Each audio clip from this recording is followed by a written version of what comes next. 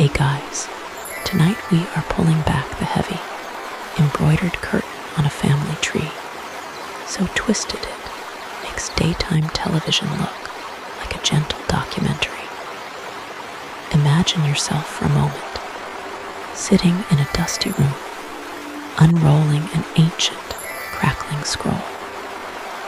It's a genealogy, a long list of names that are supposed to prove someone's importance. It's the official record, the lineage of the long-awaited king.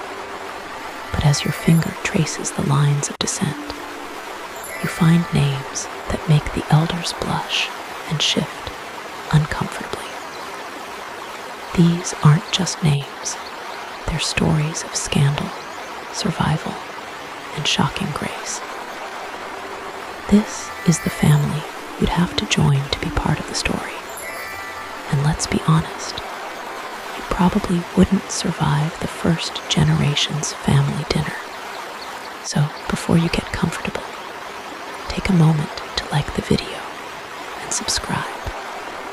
But only if you genuinely enjoy what I do here. And I'd love to know where in the world you're listening from and what time it is for you. It's always so wonderful to see our little community scattered across the globe. The book of the genealogy of Jesus Christ, the son of David, the son of Abraham. And so it begins. If you've ever tried to read the Bible from cover to cover, you know this part. You hit the New Testament, full of energy, ready for the main event, and you're immediately faced with a wall of names. A list. Abraham was the father of Isaac, and Isaac the father of Jacob, and Jacob the father of Judah and his brothers, and it goes on. And on. The begats. That rhythmic, almost monotonous recitation of lineage. For our modern ears, it can feel like reading a phone book from an ancient city we've never visited. Our eyes glaze over. We're tempted to skip ahead to the angels and the shepherds and the baby in the manger.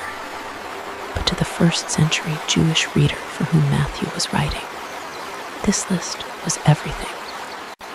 It wasn't a boring prelude, it was the headline.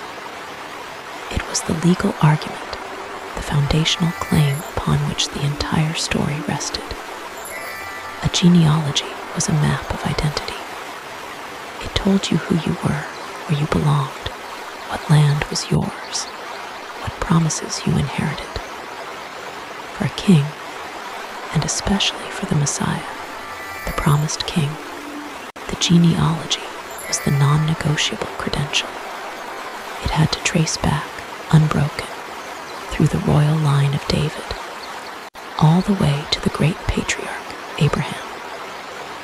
It was a chain, and every single link had to be strong, pure, and male. Father to son, father to son, father to son. That was the pattern.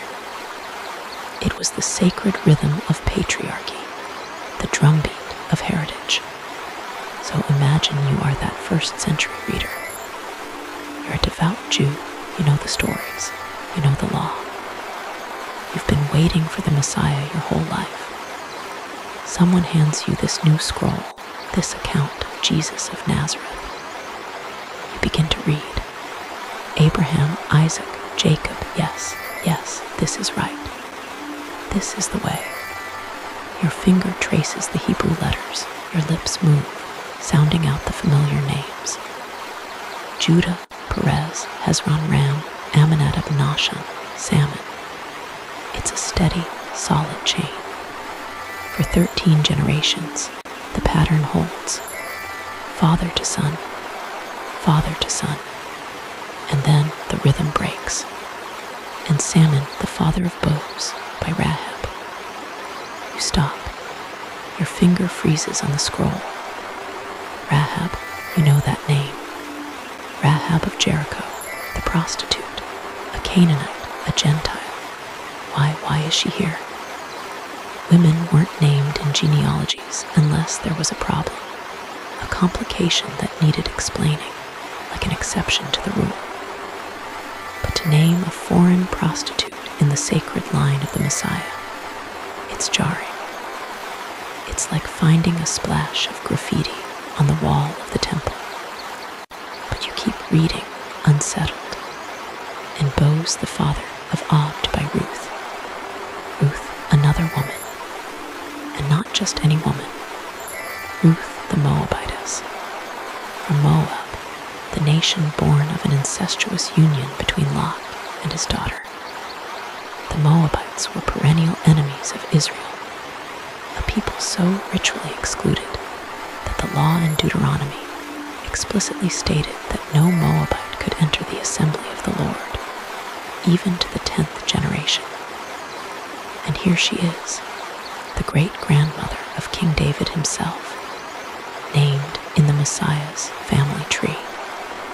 The graffiti is spreading. You press on, your heart thudding a little now. This genealogy is not what you expected. It's not clean. It's not simple. You get to the great King David, the pinnacle of the line. And David was the father of Solomon by the wife of Uriah. The text doesn't even grant her the dignity of her own name. She's just her, the wife of Uriah, Bathsheba, the woman David saw bathing on a rooftop, the woman he summoned, slept with, and whose husband he had murdered to cover up the resulting pregnancy. The scandal that nearly tore the kingdom apart. And Matthew, the author of this scroll, doesn't just include her, he points directly at the sin. He doesn't say by Bathsheba. He says by the wife of Uriah, reminding everyone who reads it that this link in the sacred chain was forged in adultery and blood. The neat, orderly list has become a minefield of public secrets and national embarrassments. But the first shock, the one that sets the stage for all the others, comes much earlier. It's the very first woman named. Go back up the list, past David, past Boaz, back to the generation of the patriarchs, and Judah the father of Perez and Zerah, by Tamar. Tamar, this is where it all begins. If Rahab is jarring, and Ruth is scandalous, and Bathsheba is a national tragedy, Tamar is something else entirely. Her story is so strange, so raw, so deeply uncomfortable, that it's a wonder it was ever written down at all, let alone chiseled into the official lineage of the Son of God. To understand Tamar, we have to leave the neat columns of Matthew's Gospel and journey back into the wild, messy, and often brutal world of Genesis. And her story isn't a footnote. It's an entire chapter, a dramatic interruption in the life of another major character, her father-in-law, Judah. The story of Tamar in Genesis 38 is one of the most remarkable narrative placements in all of literature. It's sandwiched right in the middle of the grand, sweeping epic of Joseph. In Genesis 37, Joseph, the favored son, is betrayed by his jealous brothers and sold into slavery in Egypt.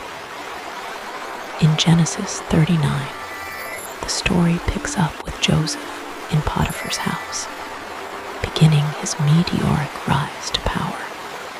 But between those two chapters, the camera swivels away from our hero, Joseph, and zooms in on his older brother, Judah.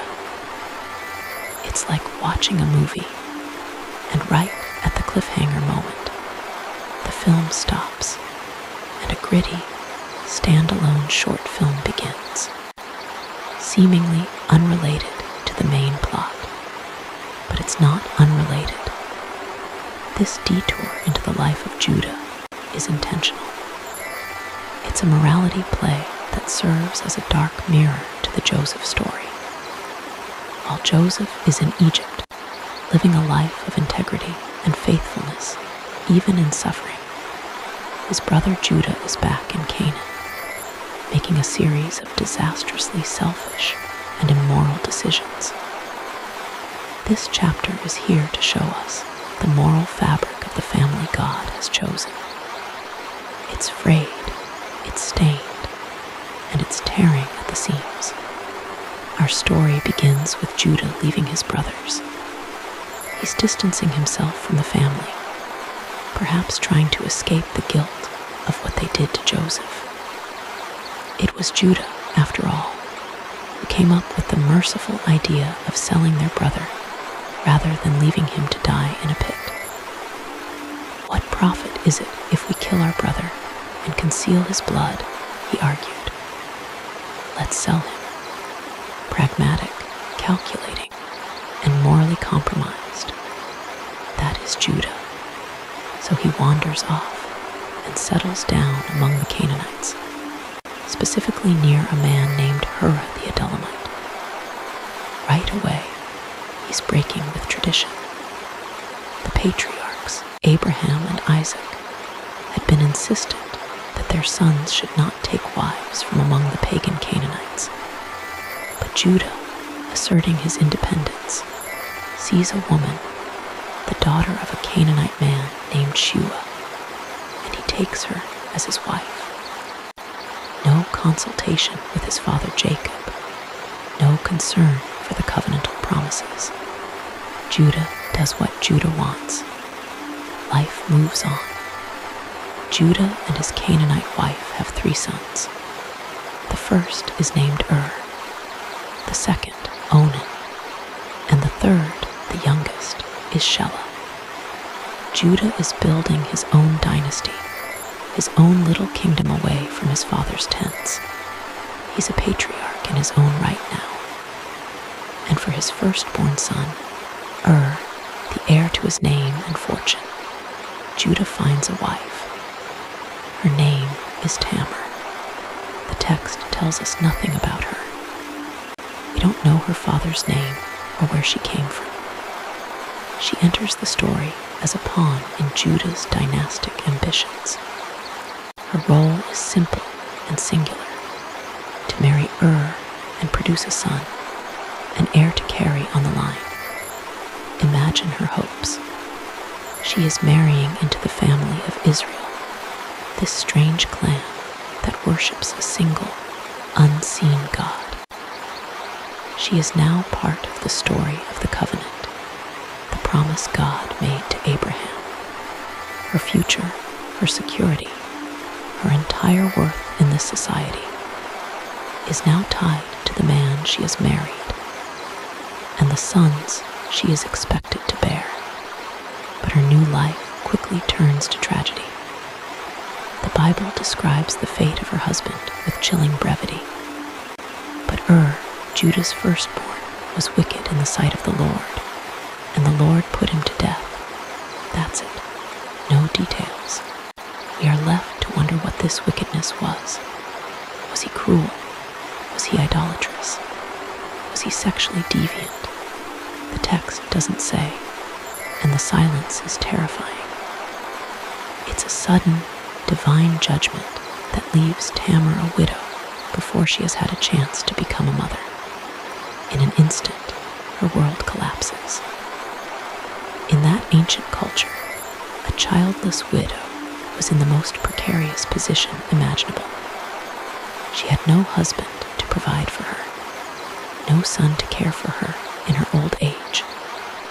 She had no inheritance rights in her husband's family, and she was now a burden on her own father's household if she returned.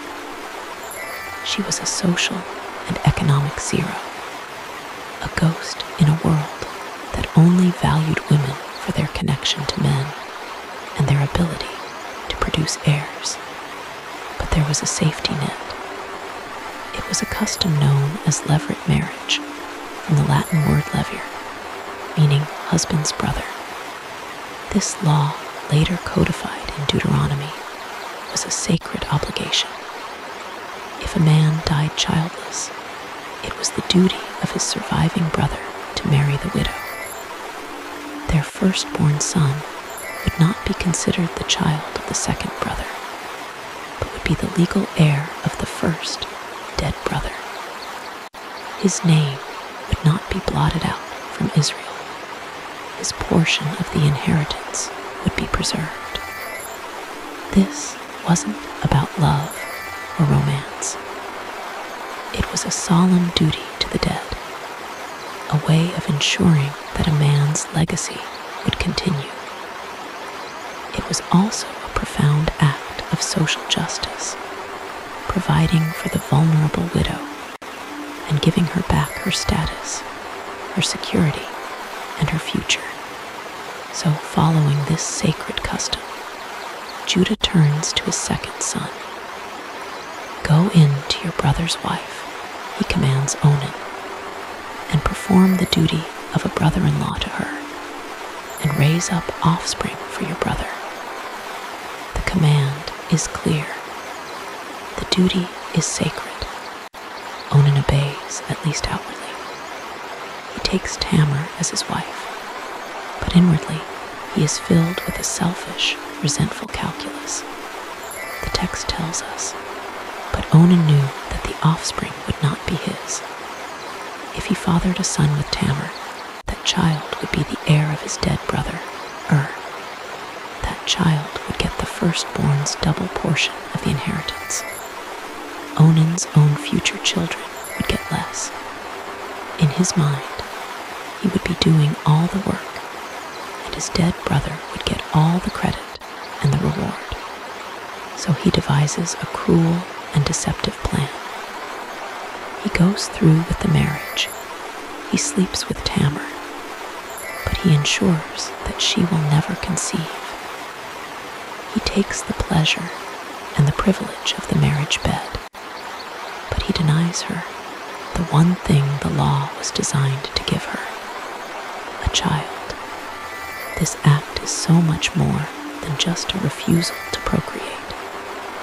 It is a profound act of contempt. He is showing contempt for his dead brother, whose name he is actively working to extinguish. He is showing contempt for Tamar, using her for his own gratification, while robbing her of her only hope for a future.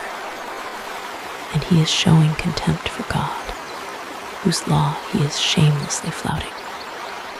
This is not a private matter. This is a public act of cosmic injustice, and the judgment is just as swift as it was for his brother. What he did was wicked in the sight of the Lord, and he put him to death also. Now the situation is catastrophic. Tamar is not just a widow, she is a two-time widow. And Judah is not just a grieving father, he is a terrified one. In his mind, the problem isn't the wickedness of his sons. The problem is Tamar. She must be cursed. She is a black widow, a bringer of death to any man who marries her.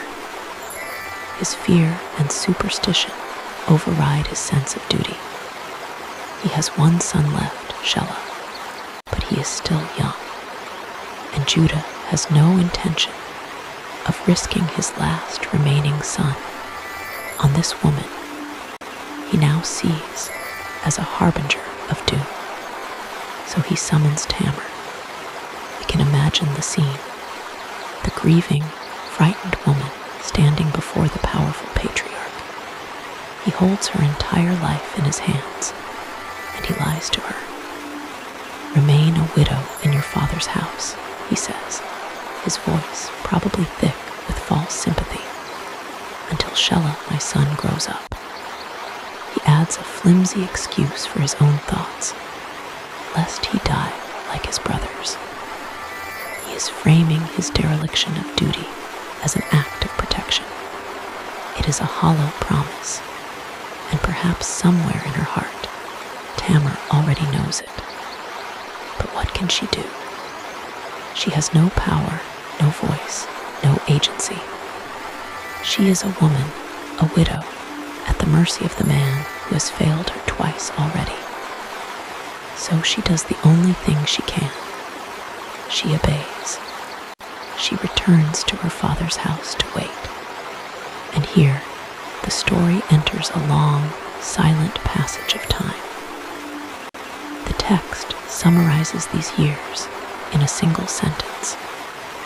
But for Tamar, this was her life. This was the slow, agonizing, day-by-day existence of waiting for a promise that would never be kept. Let us try to imagine those years. She would have put on the traditional garments of a widow, coarse and drab, a public declaration of her status. Every morning, she would wake up in her childhood home, but she was no longer a daughter. She was a guest, a burden. She belonged to another family, Judah's family, but they had cast her out. She existed in a state of limbo, neither a maiden nor a wife, neither a mother nor truly independent. The seasons would have turned. The spring lambs would be born. The summer wheat would ripen in the fields. The autumn grapes would be harvested. Life in her village would go on around her. Other girls she grew up with would marry, have children. She would hear the cries of their bobbies, see them grow into toddlers. Each celebration, each new birth, would be another sharp reminder of her own barrenness, her own empty future. The whispers would have followed her to the village well. There she is, Tamar. Her husbands both died. The looks would have been a mixture of pity and suspicion. Was she cursed? Was she secretly wicked herself? In a world that saw prosperity as a sign of divine blessing, her tragic circumstances would have marked her as someone under a dark cloud. And all the while, she would have been watching, waiting. News would have trickled in from Judah's camp. She would hear that Shelah, the boy she was promised, was no longer a boy. He was a youth, then a teenager, then a man old enough to marry. Every passing year, her hope would have thinned, stretching and fraying like an old rope. The promise that had once been her lifeline now felt like a chain, holding her in this state of perpetual waiting. The shame must have been immense. The injustice must have burned in her heart. She had done nothing wrong. She had fulfilled her duties as a wife. She had been wronged by Onan, and now she was being wronged by Judah. The law of God, the sacred duty that was supposed to protect her, was being denied to her by the very man whose responsibility it was to uphold it. The Bible tells us that in the course of time, the wife of Judah, Shua's daughter, died. This piece of information seems random, but it's a crucial turning point. Judah is now a widower. And then the text confirms Tamar's greatest fear. Shelah grew up, but she was not given to him as a wife. The lie was now laid bare. Judah never had any intention of fulfilling his promise. He had put her on a shelf and forgotten about her. He had sentenced her to a life of childless, meaningless obscurity. For any normal person, this would be the end of the story. A quiet tragedy. A woman wronged by a powerful man, left to fade into the background of history. But Tamar was not a normal person. In this moment of utter abandonment, when the system had completely and utterly failed her, a desperate, audacious, and brilliant plan began to form in her mind. Her grief and shame and sense of injustice did not crush her. forged her into a woman of action. She would not be a passive victim. If Judah would not give her the justice she was owed, she would find a way to take it. The opportunity came with the sheep shearing. News reached Tamar. Your father-in-law is going up to Timnah to shear his sheep. The sheep shearing festival was a major event in the agricultural calendar. It was a time of hard work, but also of great celebration. It was a time of feasting, of drinking, of revelry. It was a time when fortunes were counted and inhibitions were often lowered. For Tamar, it was the perfect stage for her dangerous plan. Her first act is deeply symbolic. She took off her widow's garments. With that simple action, she was casting off the role that had been assigned to her. She was refusing to be the grieving, passive victim any longer. She then covered herself with a veil, wrapping herself up, and sat at the entrance to a town called Canaanite, which was on the road to Timnah. In that context, a woman veiled in such a way, sitting alone by the roadside, had only one meaning. She was making herself look like a prostitute, likely a cult prostitute associated with the local Canaanite shrines.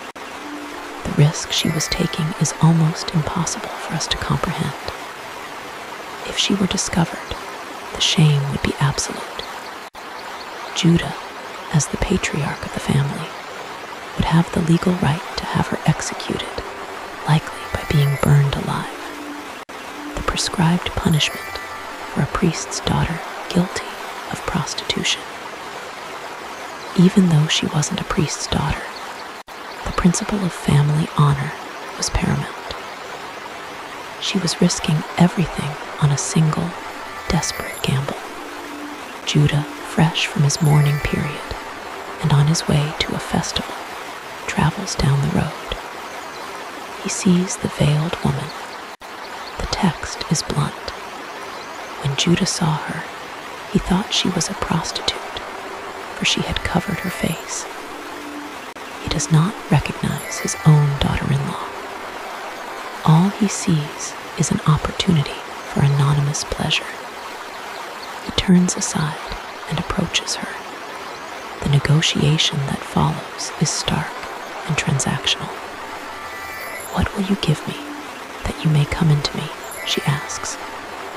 Her voice is probably disguised, her face hidden by the veil.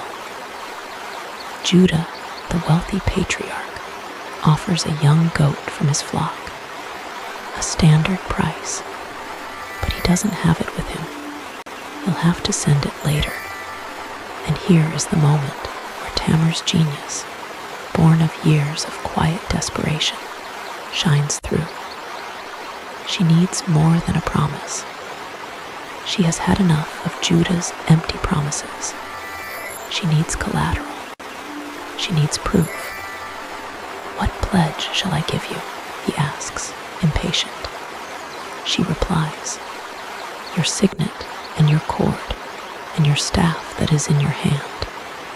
This request is staggering in its audacity. She is not asking for a few coins. She is asking for the very core of his identity. The signet was a cylinder seal, likely made of stone or clay, engraved with a unique design. It was worn on a cord around the neck. When pressed into wet clay, it served as a legal signature. It was his mark of ownership, his validation of contracts. The staff was not just a walking stick.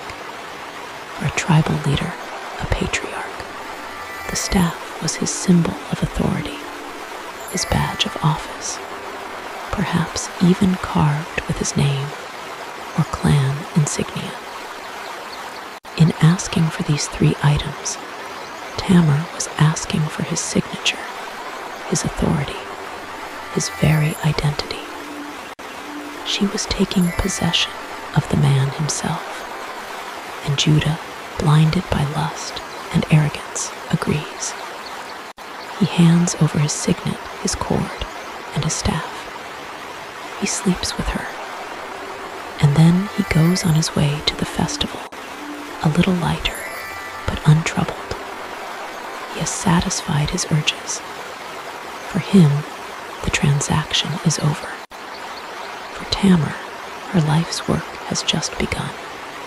She gets up from the roadside, returns home, and once again performs a symbolic act. She takes off the veil and puts on her widow's garments again. She slips back into her old role, her secret hidden away. The trap has been set. Now, all she has to do is wait for it to spring.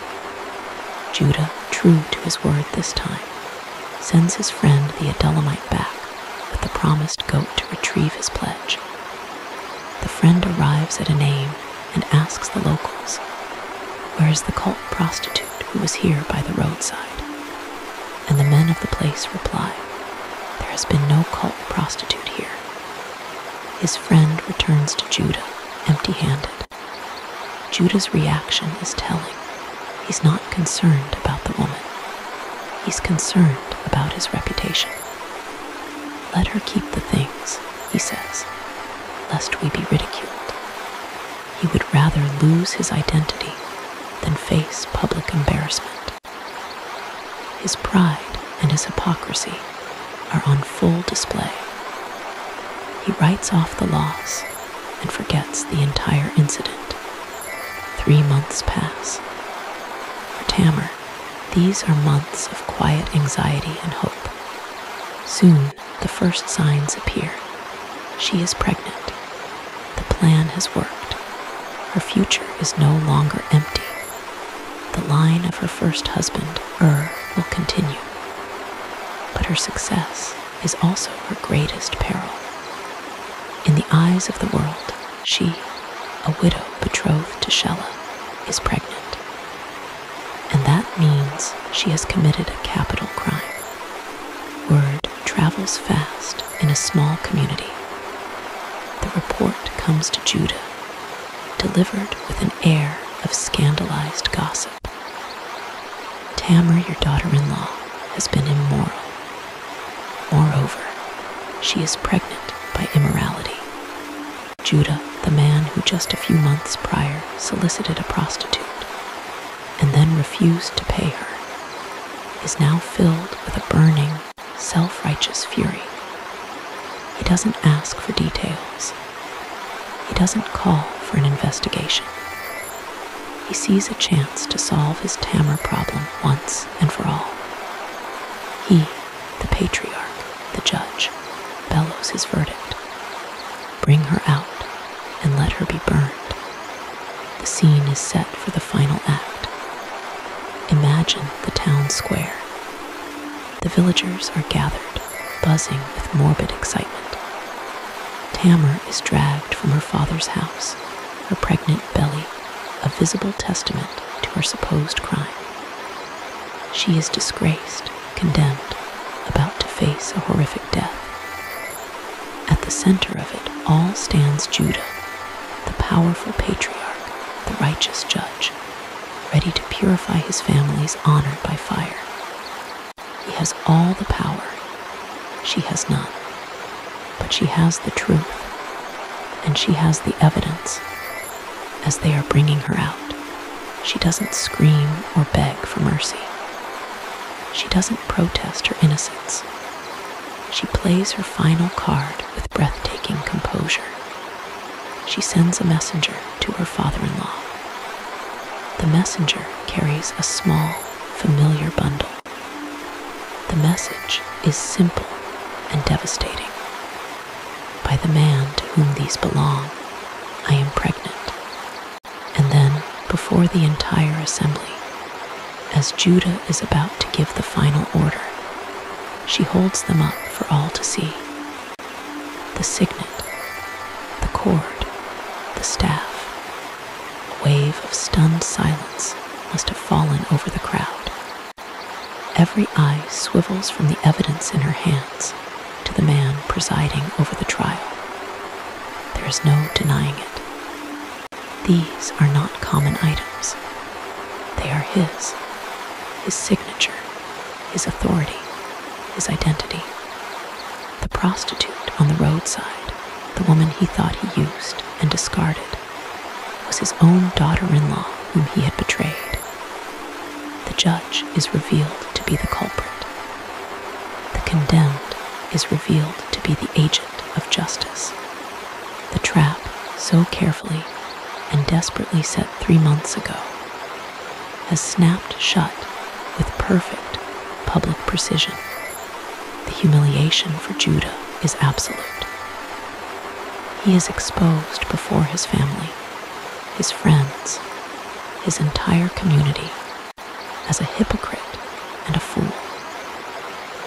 He is guilty of the very sin for which he was about to execute her, and his sin is compounded by his gross failure of duty to her and his dead sons. And in this moment of utter disgrace, something breaks in Judah. The pride, the self-righteousness, it all crumbles away. And for the first time, he speaks the truth. He looks at Tamar, this woman who outmaneuvered him, this woman he had wronged so terribly, and he makes a public confession. She is more righteous than I, he says, his voice choked with shame. Since I did not give her to my son Shelah, it is a stunning admission. He acknowledges that her deception was a direct result of his injustice. Her seemingly immoral act was, in fact, a desperate, righteous attempt to claim the family line that he, in his fear and selfishness, had denied her. With that one sentence, Tamar is vindicated. Her life is spared. Her honor is, in a strange and shocking way, restored. The story concludes with the birth. Tamar has not just one son, but twins. During the birth, one of them, Zerah, puts his hand out first, and the midwife ties a scarlet thread around his wrist, marking him as the firstborn. But then he draws his hand back, and his brother breaks through and is born first. They name him Perez, which means breaking through. And it is Perez, the one who broke the expected order of birth, who will appear in the genealogy of Matthew. It is from Perez that the line will continue, down through the generations to Boaz, to David, and ultimately to Jesus. So we are left with the question that Matthew forces us to ask. Why is she here? Why is this scandalous, messy, morally ambiguous story the first great story highlighted in the Messiah's family tree? It's not a simple fable with a neat moral. Tamar's actions were deceptive. Judah's were hypocritical and unjust. The entire situation is born of tragedy and sin. But through it all, God's purpose moves forward. This story shows us that God's plan is not dependent on the moral perfection of his people.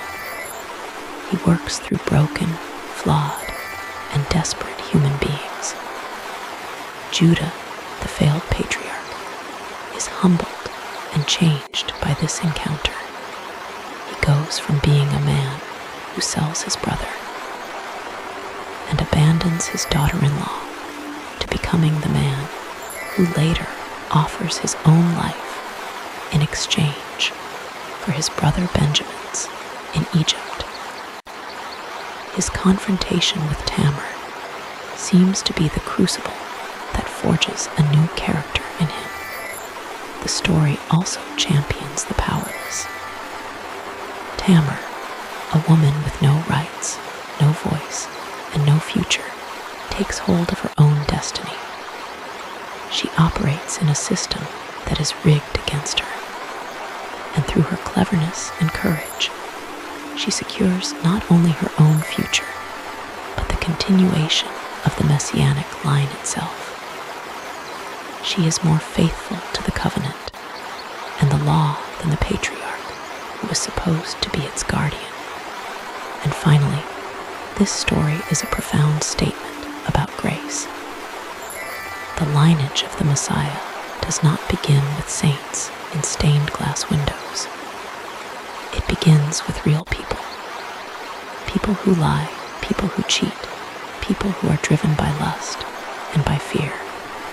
People like Judah, and people who are driven by desperation to commit shocking acts to survive. People like Tamar. The line of Jesus is not a pure, unblemished record of human achievement. It is a testament to God's ability to weave a tapestry of redemption out of the tangled and dirty threads of human history. Tamar is the first signpost Matthew gives us on the road to Bethlehem, and she is a warning. This is not going to be a story for the faint of heart. This is not a story for the self-righteous. This is a story about how God dives headfirst into the scandal and mess of our humanity in order to save us. Tamar's story sets the stage for a king who will not be born in a palace, but in a stable. A king whose closest companions will not be the pure and the powerful, but fishermen, tax collectors, and sinners. A king whose family tree is full of people just like us. It's a scandalous beginning for a scandalous grace, and the story has only just begun. If the story of Tamar left us feeling a little unsettled, a little thrown by the moral gymnastics required to see the righteousness in her deception, then our next ancestor is about to throw the doors wide open. Tamar's scandal was an internal affair, a deeply dysfunctional family drama that played out within the tents of Israel. It was shocking because of its intimacy, its betrayal, and its uncomfortable resolution. But the next woman Matthew names in his genealogy isn't part of the family at all. In fact, she is the very definition of an outsider. She is from the other side of the wall, both literally and figuratively. Her name is Rahab, and before she was an ancestress of the Messiah, she was a Canaanite and a prostitute. Let's just let that sink in for a moment. A Canaanite. In the grand narrative of the Old Testament, the Canaanites were the quintessential other. They were the inhabitants of the Promised Land, a people whose idolatrous practices were so corrupt, so woven into the fabric of their culture, that God had commanded Israel to utterly drive them out. They were the enemy. And Rahab was not just a Canaanite, she was a prostitute, a zana in Hebrew, a woman who made her living on the absolute fringes of society, engaged in a trade that made her ritually, socially, and morally unclean in the eyes of the very people she was about to encounter. To find her story, we have to leap forward several centuries from the time of Judah and Tamar. The children of Israel are no longer a single, wandering family. They are a nation, forged in the crucible of Egyptian slavery and tempered by 40 years of wandering in the desert. The generation that failed to trust God, that trembled at the report of giants in the land, has died off. A new, tougher generation has risen, born in the wilderness, with the sand and sky as their only home. Their legendary leader, Moses, is dead. He has led them to the very edge of their destiny, to the banks of the mighty Jordan River. Now, standing on the plains of Moab, they gaze across the churning water at the land promised to their ancestor, Abraham, so long ago. The weight of leadership has fallen on a new man, Joshua. Imagine the pressure on his shoulders.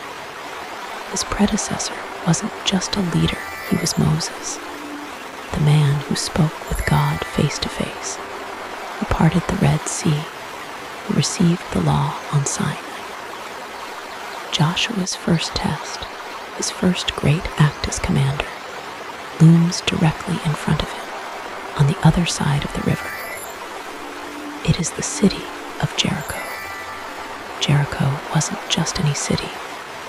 It was ancient, perhaps the oldest continually inhabited city on earth. It was a fortress. Its legendary walls were a marvel of engineering, a declaration of power and permanence. Strategically located, it controlled the main approach to the central highlands of Canaan. To take the land, Israel had to first take Jericho. The city was more than a military obstacle. It was a symbol. It was the embodiment of the powerful, decadent Canaanite culture that Israel was called to displace. Inside those walls were temples to Baal and Asherah, a society built on a worldview utterly alien to the worship of Yahweh. For the Israelites camped across the river, Jericho was the great gatekeeper, the first and perhaps most fearsome challenge of their new lives. Joshua, mindful of the disastrous spy mission from 40 years prior, decides on a more covert operation. He summons 2 men, their names lost to history, and gives them a simple, high-stakes command. Go view the land, especially Jericho. This isn't a mission for a committee of 12 tribal leaders who will come back and debate. This is a targeted military reconnaissance. He needs to know the city's defenses, the morale of its people. He needs to know what they are walking into. So the 2 spies set out. Imagine their journey. The quiet departure from the sprawling Israelite camp, the trek down to the Jordan, which was at flood stage during the spring harvest. The crossing, perhaps on a hidden raft or by swimming through the powerful current. Then, the careful approach to the city. The towering walls would have loomed over them, a seemingly impossible barrier. They would have needed to blend in, to look like traveling merchants or laborers, to slip through the city gates before they were closed at dusk. They were deep in enemy territory, every shadow a potential threat, every glance from a city guard a potential death sentence. Once inside, they needed a place to lie low, to gather information. Their choice of lodging is, at first glance, scandalous, but on second thought, tactically brilliant. They went to the house of a prostitute named Rahab. Why there? An ancient city's red light district was a unique social ecosystem. It was a place of transients. Strangers came and went without raising too many eyebrows. It was a hub for gossip and information, where soldiers, merchants, and travelers might speak more freely after a few drinks than they would in the public square. It was a place on the margins, where the official rules of society were a little more relaxed. And, as we will learn, Rahab's house had a distinct strategic advantage. It was built into the city wall itself, providing a potential escape route that bypassed the main gates. So they arrive at her door, and here we meet Rahab. Let's try to see her not just as a label, but as a person. The Bible gives us no backstory, only her profession. What was her life like? Was she an outcast, forced into this trade by poverty or tragedy? Or was she a sharp-witted businesswoman, running an establishment that was part inn, part tavern, part brothel? The latter is quite possible. She seems to be the head of her household, with her father, mother, and siblings under her care and influence. This suggests a woman of some means and agency, however precarious. But whatever her status, her life was one of lived on the edge, a life of survival. And recently, that survival had become much more uncertain, because the people of Jericho were terrified. For weeks, for months, the stories had been trickling in, carried by travelers and fleeing refugees. Tales of a slave army that had emerged from the desert, led by a strange and powerful God named Yahweh. They heard how this God had split the Red Sea, drowning the entire Egyptian army. More recently, and much closer to home, they heard how the Israelites had completely annihilated the two mighty Amorite kings on the other side of the river, Sihon and Og. These were not bedtime stories. This was recent news. The existential threat was no longer a distant rumor. It was camped just across the river. Imagine the atmosphere in Jericho. The nervous bravado of the soldiers on the walls, the fearful whispers in the marketplace, the extra sacrifices offered in the temples to appease their own gods. Into this cauldron of fear walk two Israelite spies, and they walk right into Rahab's house. Somehow their cover is blown. Perhaps they were recognized as Hebrews. Perhaps someone who saw them enter the city reported them. The king of Jericho is alerted immediately, and he even knows where they went. The Israelites who came to spy on our land have gone to the house of Rahab, the prostitute. The king wastes no time. He dispatches his soldiers, his military police, with a direct order for Rahab. Bring out the men who have come to you, who entered your house, for they have come to search out all the country. This is the moment, the pivot point upon which Rahab's entire life and the lives of her family will turn. There's a hard, official knock on her door. Outside stand the armed guards of her king, representing the full authority of her city, her people, her entire world. Inside, hidden somewhere in her small home, are the two men who represent the enemy, the invading force that has promised to destroy her city. The safe, logical, patriotic choice is obvious. Give them up. It would have been the easiest thing in the world to do. Yes, they're right here, under the bed. She would have been rewarded, hailed as a hero of Jericho. To protect them, on the other hand, is treason. It is a capital offense. It is choosing to side with the enemy against her own people. It is a choice that, if discovered, would lead to her own swift and brutal execution. The guards are at the door. Her heart must be hammering against her ribs, but her response is one of astonishing composure and quick-witted cunning. Before the king's men arrived, she had taken the spies and hidden them on her roof, under the stalks of flax she had laid out to dry. Flax was used to make linen. This little detail is a wonderful touch, a glimpse into her daily work. It shows us she was not just a prostitute, but an industrious woman, a textile worker. Her roof was a workspace, and now it was a sanctuary. She opens the door and faces the guards, and she lies. It is a masterful, confident lie. "True," she says, her voice steady. "The men came to me, but I did not know where they were from."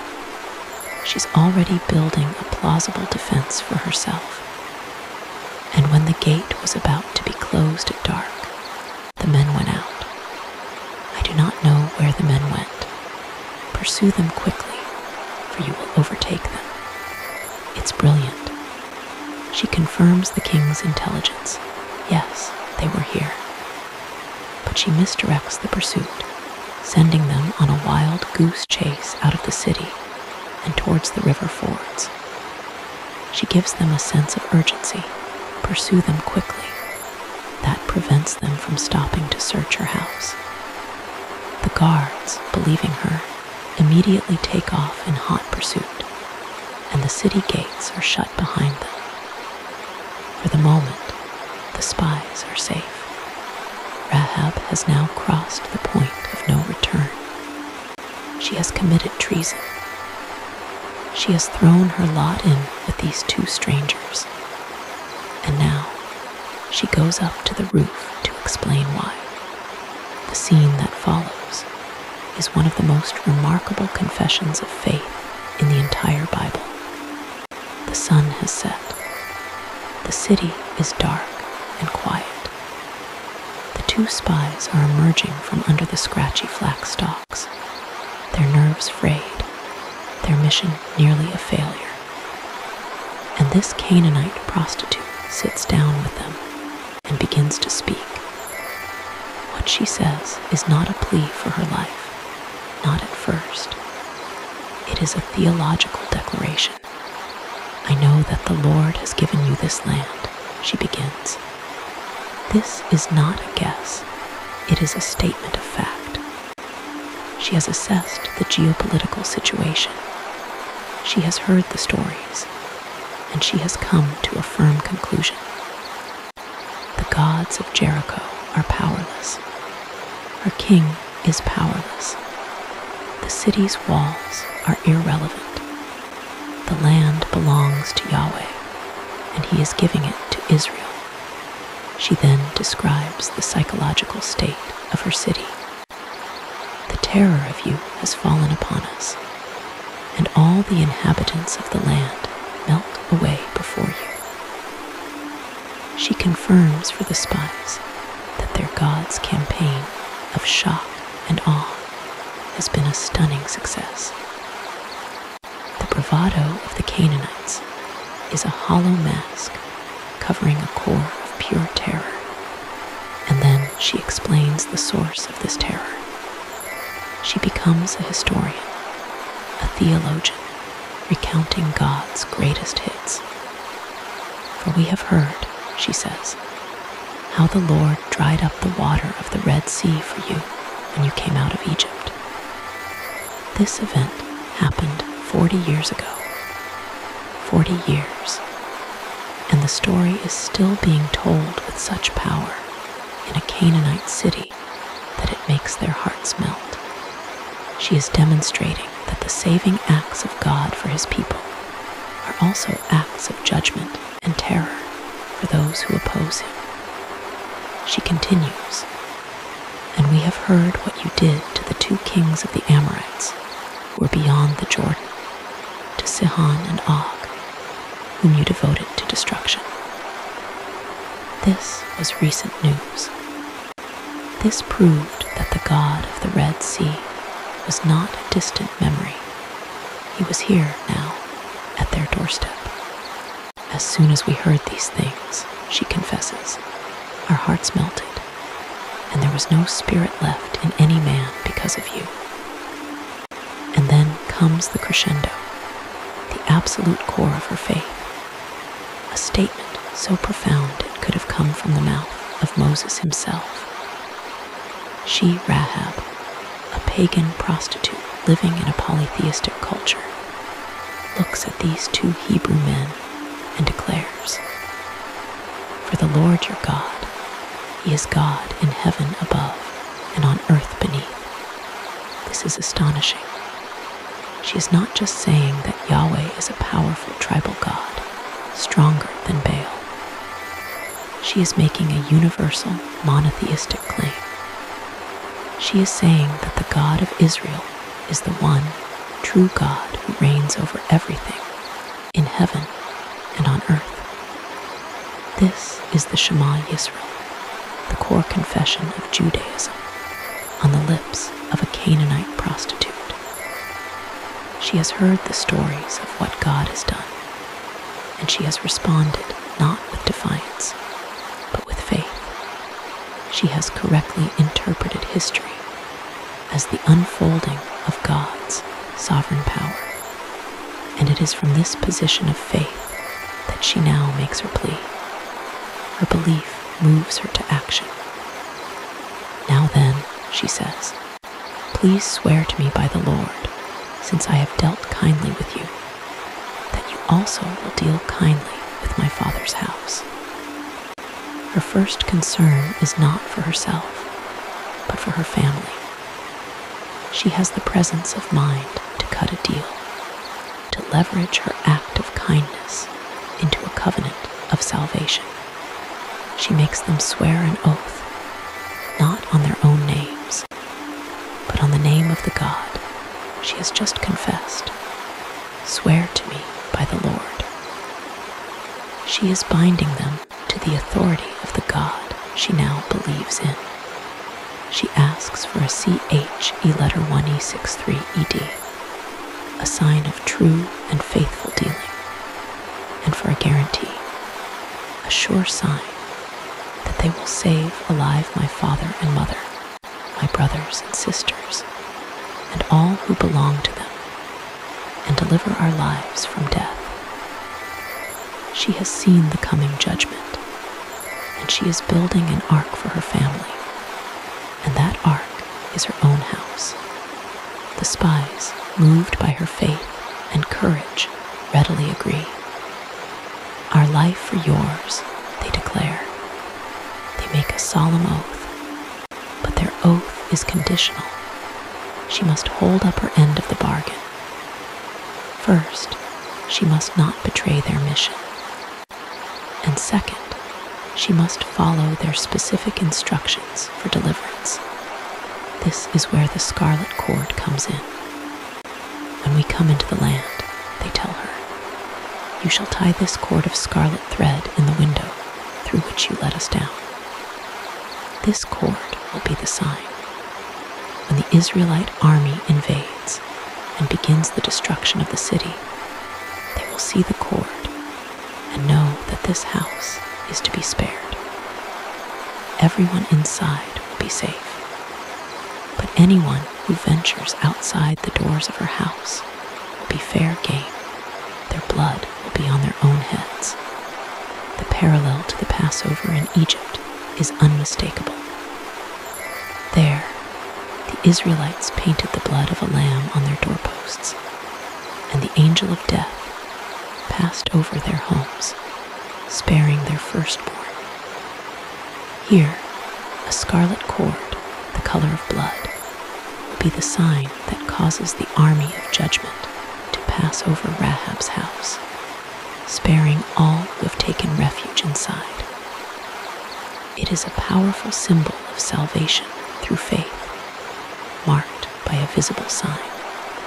Having secured the oath, Rahab completes her act of treason and solidarity with the spies.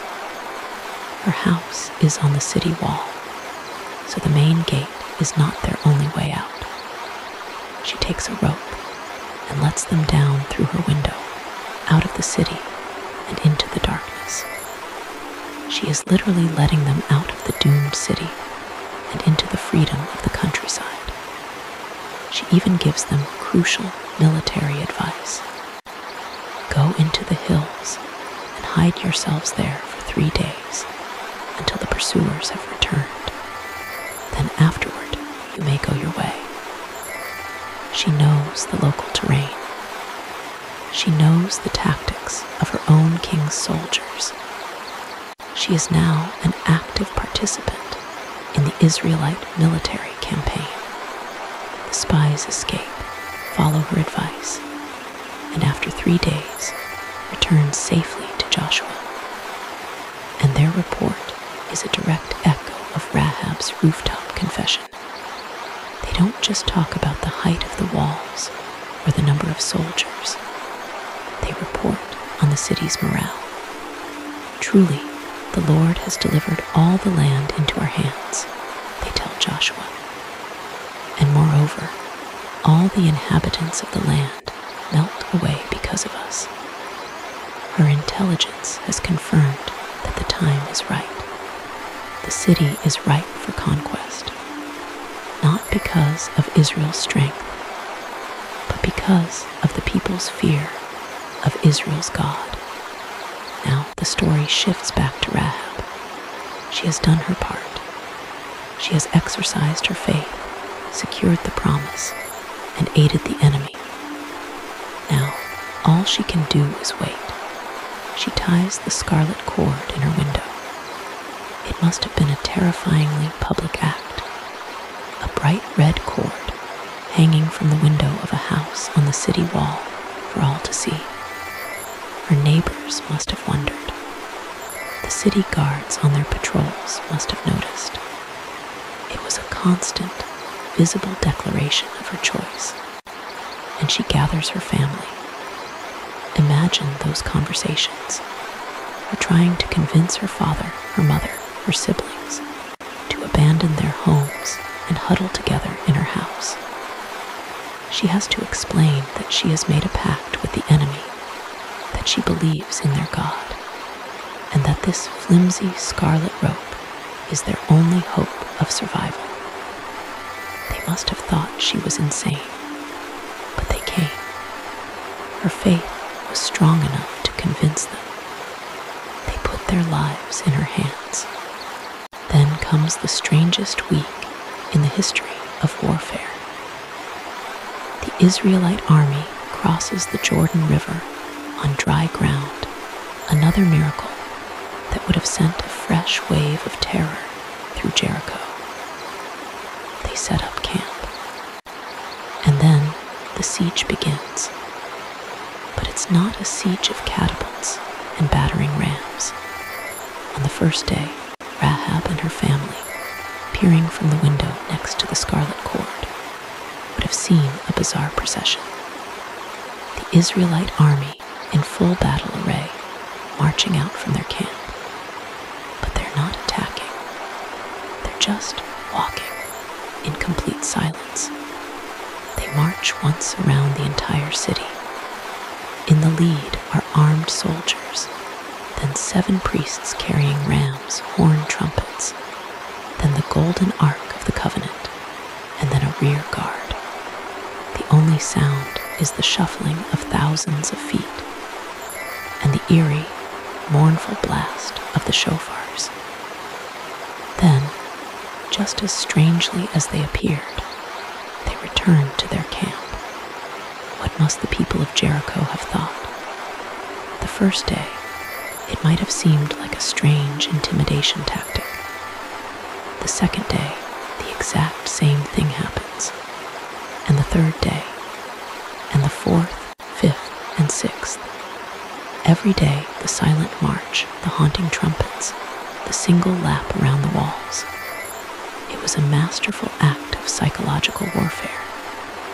The tension inside the city must have been unbearable. The waiting, the not knowing, the constant, silent threat circling their impenetrable walls. For Rahab, it must have been a week of agonizing faith. She had to trust the promise. She had to keep her terrified family inside, assuring them that this bizarre ritual was their salvation, not their doom. Then comes the seventh day. At dawn, the marching begins again. But this time, they don't stop after one lap. They circle the city a second time, and a third. The people of Jericho are lining the walls, watching, the dread building to a fever pitch. 4 times, 5, 6.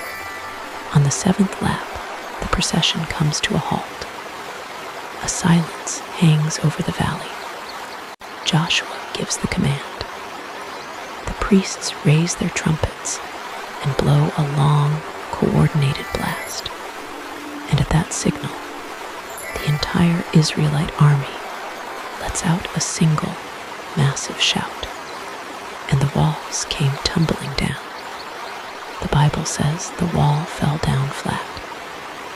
It wasn't a localized breach. It was a cataclysmic, supernatural collapse. The dust, the sound of grinding stone, the screams of terror. The city's greatest defense, the source of its pride and security, was reduced to a ramp of rubble in an instant.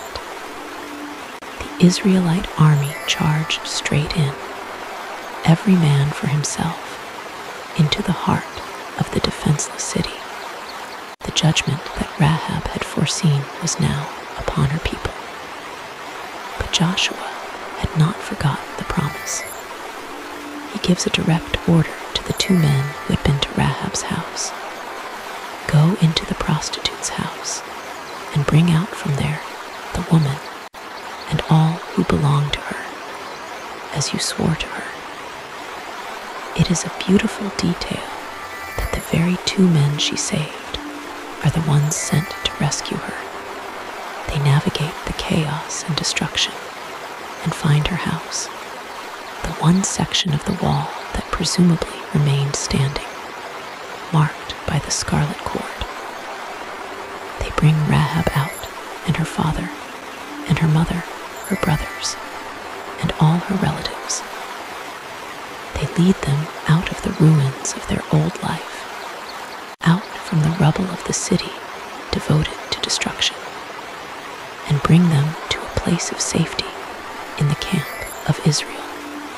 The story ends with a simple, powerful statement. And she has lived in the midst of Israel to this day. This wasn't a temporary reprieve. Rahab and her family were not just saved, they were adopted.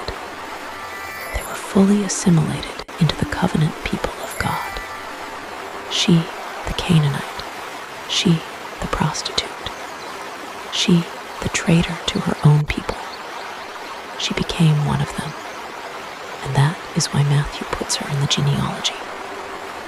Rahab's story is a radical statement about the nature of God's kingdom. It proclaims, loud and clear, that belonging to God's people is not about having the right bloodline, the right ethnicity, or the right moral resume. It is about faith. Rahab, the pagan prostitute, had more faith than the entire city of Jericho combined, and more faith than the generation of Israelites who died in the wilderness. Her faith was counted to her as righteousness.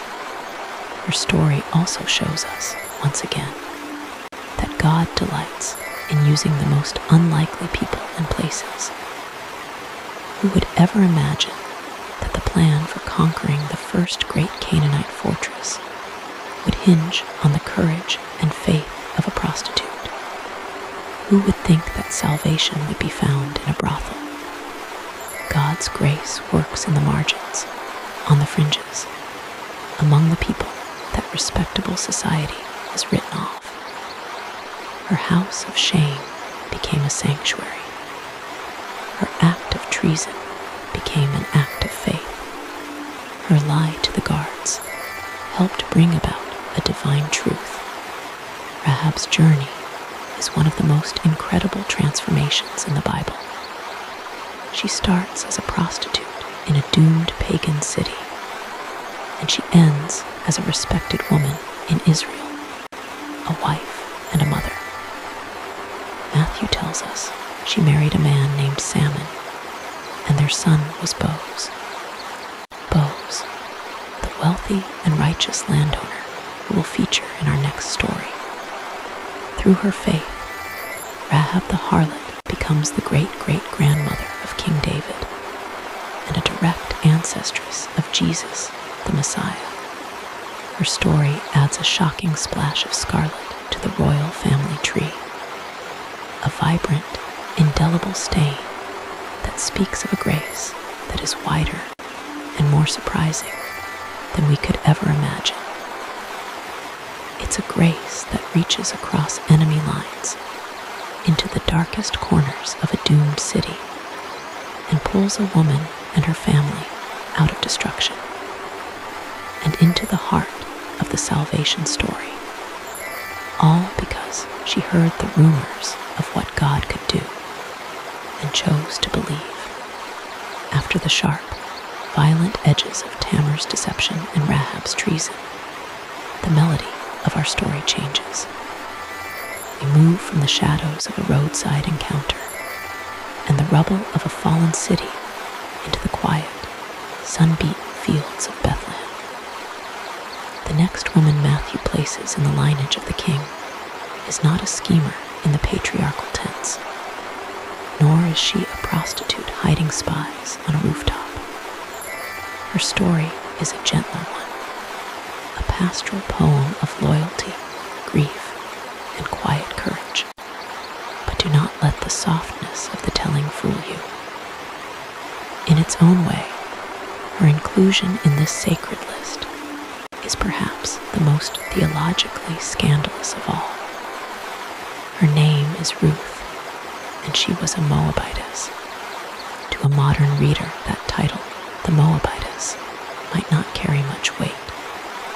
It's just a geographical descriptor, like the Australian or the Canadian. But to any first-century Jew reading Matthew's Gospel, that label would have been a screeching halt, a flashing red light of ritual impurity and historical animosity. The Moabites were not just another Gentile nation. They were a people with a deeply shameful origin and a long, troubled history with Israel. Their story begins in the smoldering ruins of Sodom and Gomorrah, as told in the book of Genesis. After Lot escapes the destruction with his 2 daughters, they take refuge in a cave, believing they are the last people left on earth. In a desperate, misguided attempt to preserve the human race, his daughters get him drunk on consecutive nights and sleep with him. Both become pregnant. The son of the older daughter is named Moab, and he becomes the ancestor of the Moabites, the nation's very foundation in the Israelite telling is incest. This story cast a long, dark shadow, forever marking the Moabites as a people born of shame. This animosity wasn't just ancient history. Generations later, as Moses led the Israelites to the border of the Promised Land, it was Balak, the king of Moab, who hired the prophet Balaam to place a curse upon them. And when that failed, it was the women of Moab who, according to the book of Numbers, seduced the men of Israel into sexual immorality and the worship of their god, Baal of Peor, sparking a divine plague that killed 24,000 Israelites. The Moabites were seen as a source of spiritual and moral contamination. And so, the law of Moses drew a hard, clear line in the sand. In the book of Deuteronomy, the rule is laid out with chilling finality. No Ammonite or Moabite may enter the assembly of the Lord. Even to the 10th generation, none of them shall ever enter the assembly of the Lord, because they did not meet you with bread and with water on the way when you came out of Egypt, and because they hired against you Balaam to curse you. This was not a suggestion. It was a divine command of exclusion, a permanent restraining order. So when Matthew writes the name Ruth the Moabitess into the genealogy of the Messiah, he is doing something breathtakingly radical. He is not just including an outsider. He is including someone from a people who were, by the very letter of God's own law, permanently excluded. Her story, therefore, is a profound mystery of grace, a story of how God's loving kindness, his heaved, can make a way where the law itself says there is no way. Our story begins, ironically, in a town whose name means house of bread, Bethlehem. And the house of bread is empty. In the days when the judges ruled, the narrator tells us, there was a famine in the land. This setting is crucial. The era of the judges was a dark and chaotic time in Israel's history, a cycle of apostasy, oppression, and deliverance, best summarized by its final, haunting verse. In those days, there was no king in Israel. Everyone did what was right in his own eyes. It is in this unstable world, a world of spiritual and now physical starvation, that a man from Bethlehem named Elimelech makes a fateful decision. His name, Elimelech, means my God is king. A noble name, but his actions seem to question it. Rather than trusting the king of Israel to provide for him in the promised land, he decides to take matters into his own hands. He packs up his wife, Naomi, and their 2 sons, Mahlon and Chilion, and leaves. He abandons the house of bread, the land of the covenant, and seeks refuge in the pagan fields of Moab. It is a journey born of desperation, a migration from the land of promise to the land of the enemy. With him is his wife, Naomi, whose name means pleasant, and their 2 sons, whose names are tragically prophetic, Mahlon, meaning sickly, and Chilion, meaning failing or frailty. The family is already marked by a certain fragility as they walk away from their home. They settle in Moab, and for a time, it seems their gamble has paid off. They have escaped the famine. Life goes on. Their sons grow up, and in a further step away from their heritage, they take Moabite women as their wives. Mahlon marries Ruth, and Chilion marries a woman named Orpah. They build a life, putting down roots in this foreign soil. They live there for about 10 years, and then tragedy strikes, not once, but 3 times. First, Elimelech, the patriarch who led them there, dies. Naomi is now a widow in a foreign land, dependent on her 2 sons. But then, the prophetic sickness in their names comes to pass. Mahlon and Chilion die too. Let the weight of that loss settle. Naomi is left alone, an old woman in a foreign country with no husband and no sons. In that ancient patriarchal culture, this was a complete devastation. She had lost her present and her future. Her husband, who was her provider and protector, was gone. Her sons, who were her social security, her legacy, her hope for grandchildren, were gone. She had no status, no land back home that she could work, no one to care for her in her old age. She was utterly and completely empty.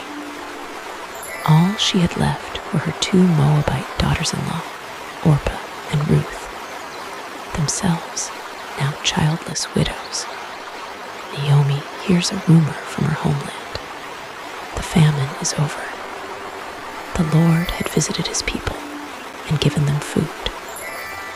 The house of bread has bread again. And so, with nothing left for her in Moab, she decides to go home. She sets out on the long road back to Judah, and her 2 daughters-in-law begin the journey with her. As they walk, Naomi's grief and pragmatism take over. She stops and turns to Orpah and Ruth. What future could she possibly offer them? To bring them to Bethlehem would be to condemn them to a life of poverty and otherness, forever marked as foreign widows. So she tries to send them back. Go, return each of you to her mother's house, she says. Her farewell is a blessing, but it is laced with a deep, soul-crushing bitterness. May the Lord deal kindly with you, as you have dealt with the dead and with me. She then lays bare the hopelessness of their situation. She has no more sons to give them.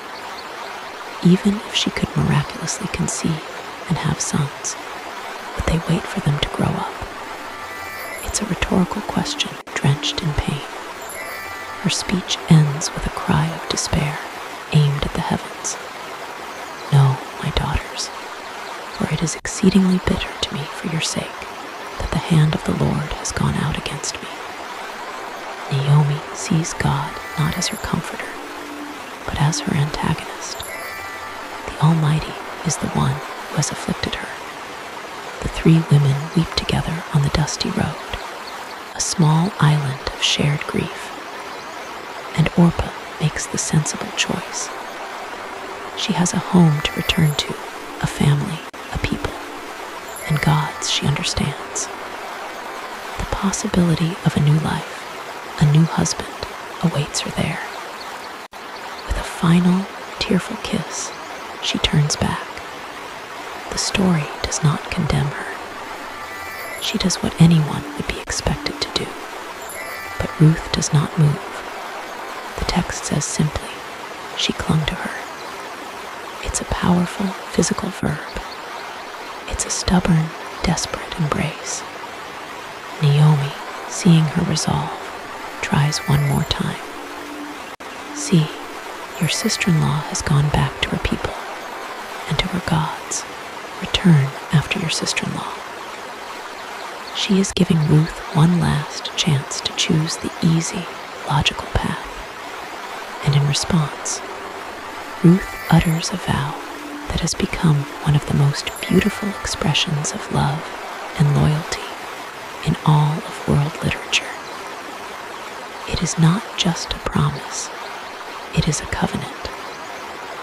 It is a transfer of allegiance, a conversion of the soul. Do not urge me to leave you or to return from following you, she pleads, her voice thick with emotion. She is choosing a future with Naomi, even though Naomi herself has declared that future to be empty. For where you go, I will go, and where you lodge, I will lodge. She is committing to a life of shared poverty and wandering. She is choosing Naomi's homelessness over her own home. And then comes the heart of her vow. Your people shall be my people, and your God my God. This is the great turning point. Like Rahab, Ruth is renouncing her entire past. She is turning her back on the land of Moab, the culture of her birth, and the gods of her ancestors, like Chemosh. She is choosing Israel, and more importantly, she is choosing Yahweh, the God whom her mother-in-law currently blames for all her suffering. It is a staggering leap of faith. She seals her vow with a final, unbreakable promise. Where you die, I will die, and there will I be buried. She is committing not just for this life, but for all of it, binding her final resting place to Naomi's. She concludes by invoking the very name of her new God to seal her oath. May the Lord do so to me, and more also, if anything, but death parts you and me. Faced with this torrent of unshakable love, Naomi falls silent. There is nothing more to say. The bond is forged. And so the two women, a bitter Israelite elder and her fiercely loyal Moabite companion, walk on together. Their arrival in Bethlehem causes a stir. The whole town is buzzing. After a decade away, Naomi is barely recognizable, worn down by grief. Is this Naomi? The women of the town whisper. Her response is a geyser of pain. Do not call me Naomi, she declares, rejecting the name that means pleasant. Call me Mara, she says, for the Almighty has dealt very bitterly with me. Mara means bitter. She is renaming herself according to her suffering. I went away full, she says, remembering her husband and 2 sons, and the Lord has brought me back empty. She sees only her loss. She is blind to the treasure of loyalty walking beside her. She sees an empty present, an empty future, but the narrator gives us a quiet whisper of hope, a detail that Naomi, in her grief, cannot see. The final sentence of the chapter is this: and they came to Bethlehem at the beginning of the barley harvest. Famine has given way to harvest.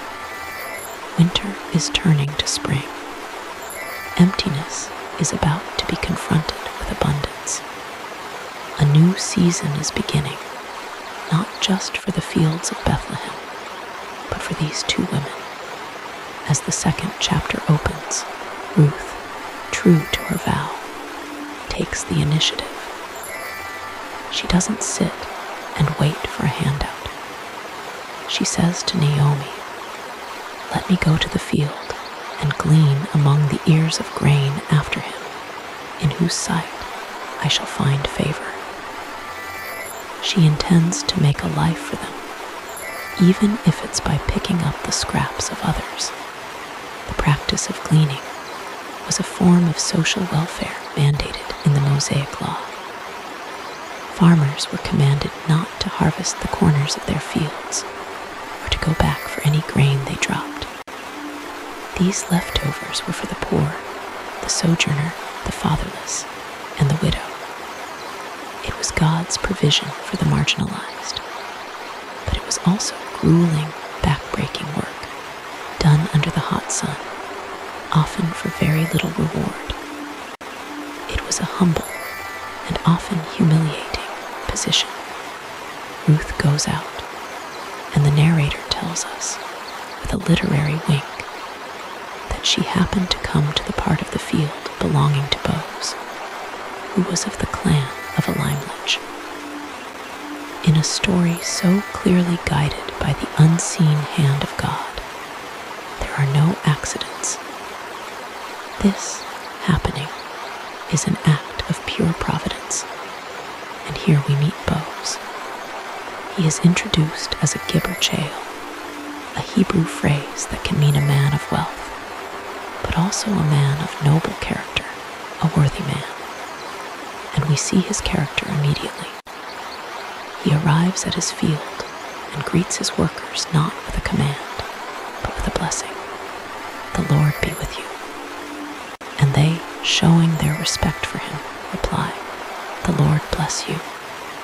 This is a good man, a man who runs his business with integrity and piety.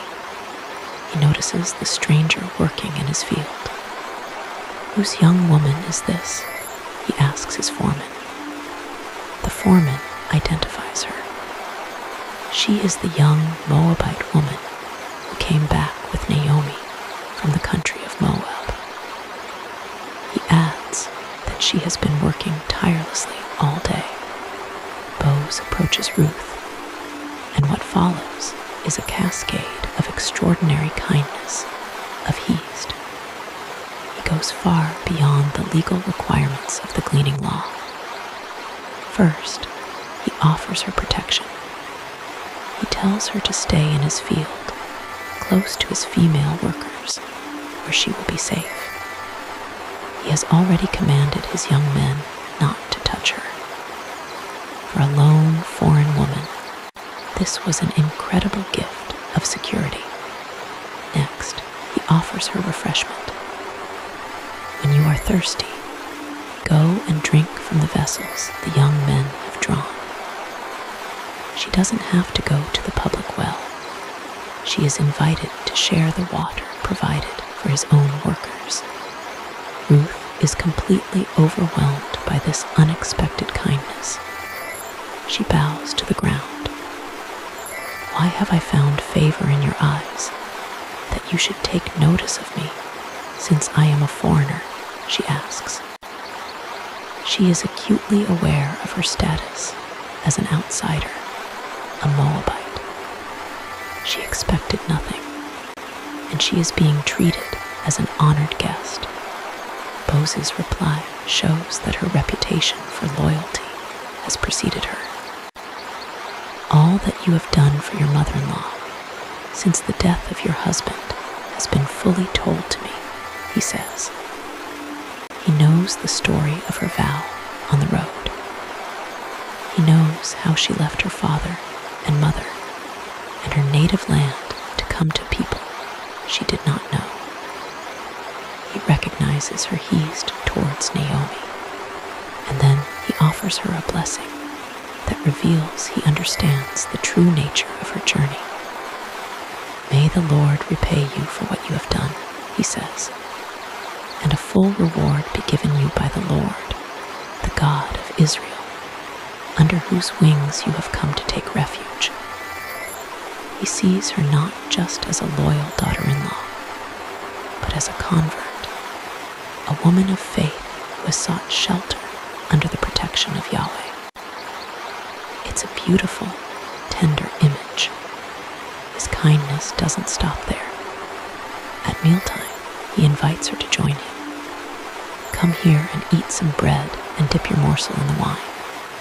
He serves her himself, giving her roasted grain, so much that she eats her fill and has some left over. And when she goes back to work, he gives secret instructions to his men. Let her glean even among the sheaves, and do not reproach her. And also pull out some from the bundles for her, and leave it for her to glean, and do not rebuke her. He is not just letting her pick up the leftovers. He is arranging for accidental spills, ensuring her work is abundantly fruitful. This is grace, pure and simple. Ruth works until evening and threshes what she has gleaned. It comes to an ephah of barley, which was about 3 weeks' worth of food, a staggering amount for a single day's gleaning.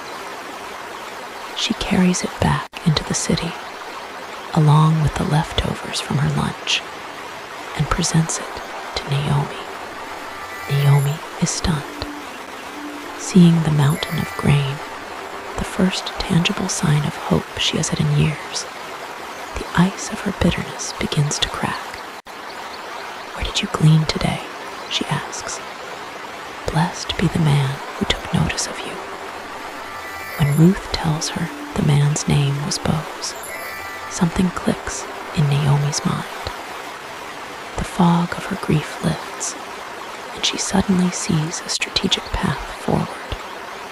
May he be blessed by the Lord, she exclaims, whose kindness has not forsaken the living or the dead. She then reveals a crucial piece of information.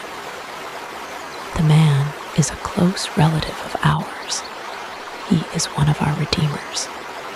And with that, the story turns. Naomi, who began the chapter as Mara, the bitter one, now becomes a clever, hopeful matchmaker.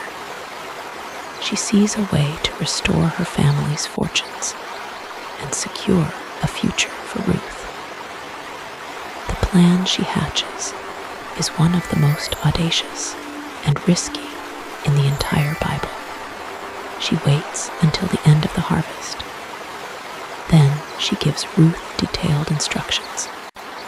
Wash yourself and anoint yourself, and put on your best clothes, she says.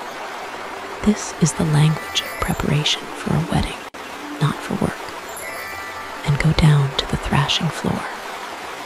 The thrashing floor was a large, open space where the grain was processed.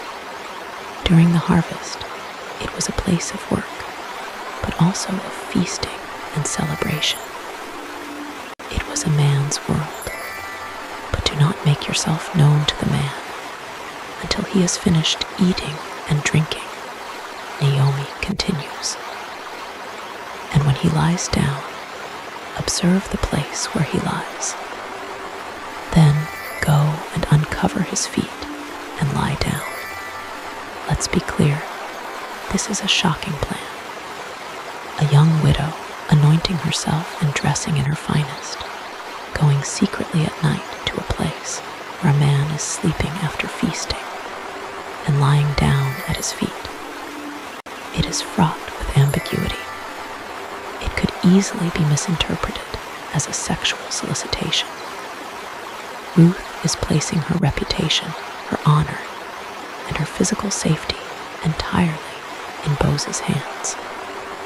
She is making herself completely vulnerable, but her trust in Naomi is absolute. All that you say, I will do, she replies. She goes to the thrashing floor. She waits in the shadows as Boaz eats and drinks, and his heart is merry. She watches where he lies down to sleep at the end of the heap of grain. In the dead of night, she creeps in, quietly uncovers the cloak or blanket at his feet, and lies down. At midnight, Boaz is startled awake. He feels something at his feet. He turns and sees the silhouette of a woman. Who are you? He asks, his voice sharp in the darkness. Ruth's reply is a masterpiece of humility and boldness. I am Ruth, your servant, she whispers. Then she makes her move. Spread your wings over your servant, for you are a kinsman redeemer. The Hebrew word for wings here can also mean corner of a garment. She is asking him to cover her with his cloak, a symbolic act of protection and proposal of marriage. And she uses the very same word, wings, that he had used to describe her taking refuge under the wings of God. She is asking him to become the human agent of God's divine protection. It is a marriage proposal, framed as a righteous claim for redemption. Boaz does not take offense. He does not misunderstand her intentions. He, the worthy man, sees the worthiness in her. May you be blessed by the Lord, my daughter, he says, his voice filled with admiration. He praises her character. You have made this last kindness greater than the first, he says. Her first act of heed was her loyalty to Naomi.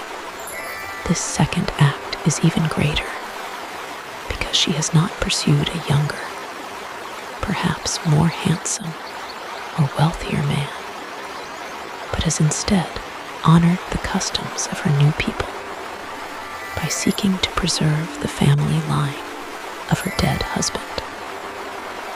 All the people of my town know that you are a worthy woman, he confirms. He immediately agrees to his role as redeemer. But there is a complication. It is true that I am a redeemer, he says. Yet there is a redeemer nearer than I, according to the law. A closer relative had the first right to redeem the land, and with it, Ruth.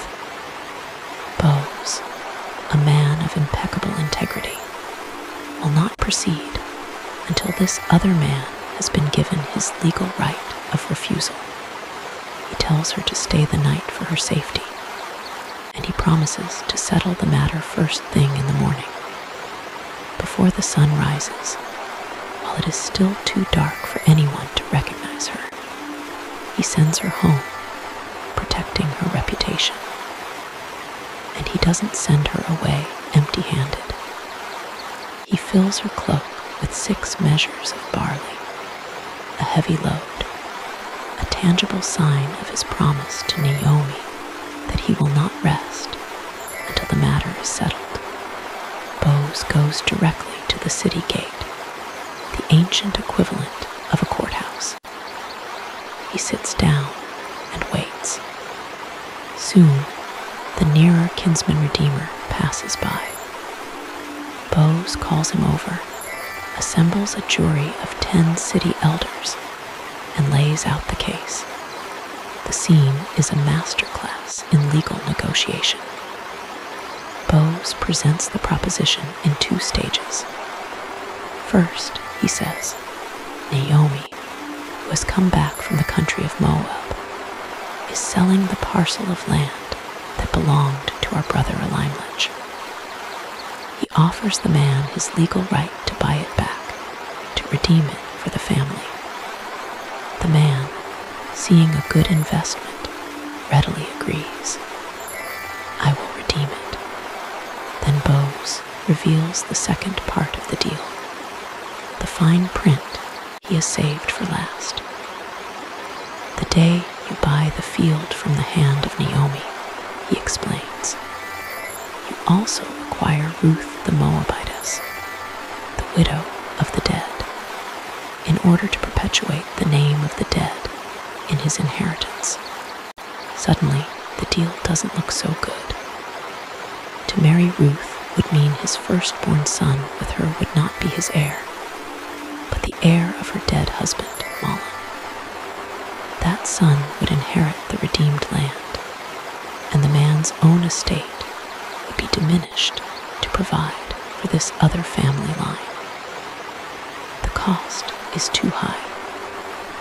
I cannot redeem it for myself, he declares, lest I impair my own inheritance. He formally relinquishes his right, performing the customary legal ceremony. He takes off his sandal and hands it to Boaz. The deal is sealed. Boaz turns to the elders and all the people gathered at the gate. He makes a public declaration. He has bought all that belonged to Elimelech, Chilion, and Mahlon. And he announces, I have also acquired Ruth the Moabitess, the wife of Mahlon, to be my wife, to perpetuate the name of the dead in his inheritance. The people rejoice, shouting out blessings.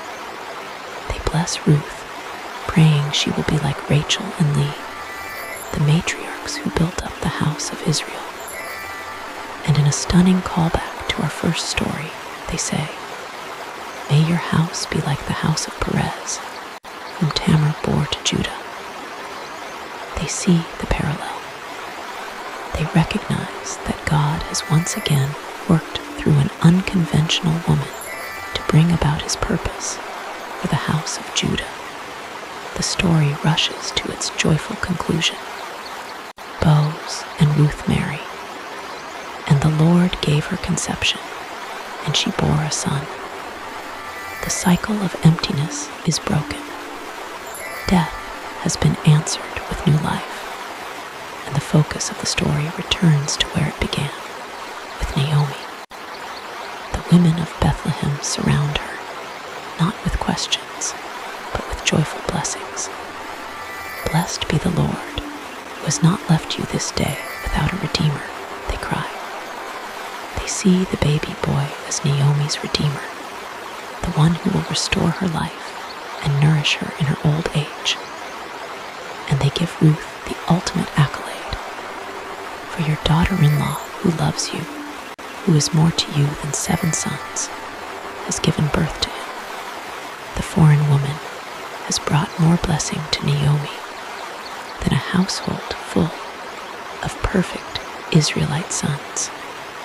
Naomi, who came back to Bethlehem empty and bitter, now takes the child, lays him in her lap, and becomes his nurse. Her arms are full again. Her heart is full again. They name the baby Abd, which means servant or worshiper. The book ends with a short, powerful genealogy. It tells us that Abd became the father of Jesse, and Jesse became the father of David. Ruth the Moabitess, the outcast, the foreigner from a people legally excluded from the assembly of the Lord, becomes the great-grandmother of Israel's greatest king. Her story is a quiet epic of Hist. It is the story of Ruth's loyal love for Naomi, of Boaz's righteous love for Ruth, and of God's providential, redemptive love, weaving all their stories together. It's a story that shows that the refuge found under God's wings is open to all who seek it, regardless of their origin, and it places, at the very heart of the royal family tree, a gentle testament to a love that crosses borders, a faith that overcomes exclusion, and a God who delights in turning bitterness to joy and emptiness to a harvest of blessing. We have walked a strange and winding path through the generations, following the unlikely threads that God has woven into his great tapestry.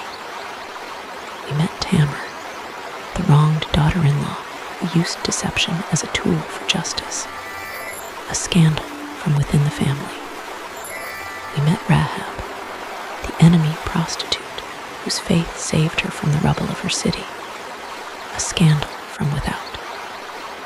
We met Ruth, the excluded Moabitess whose radical loyalty breached the walls of the law itself, a scandal of quiet grace.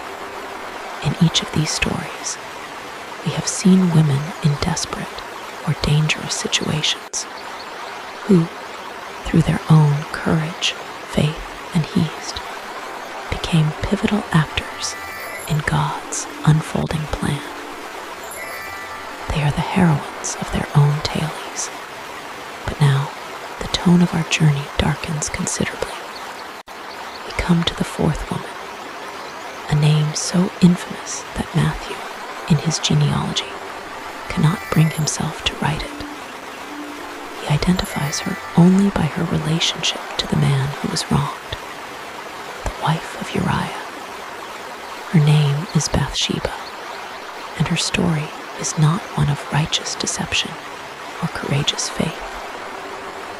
It is a story that begins with the predatory sin of a powerful man.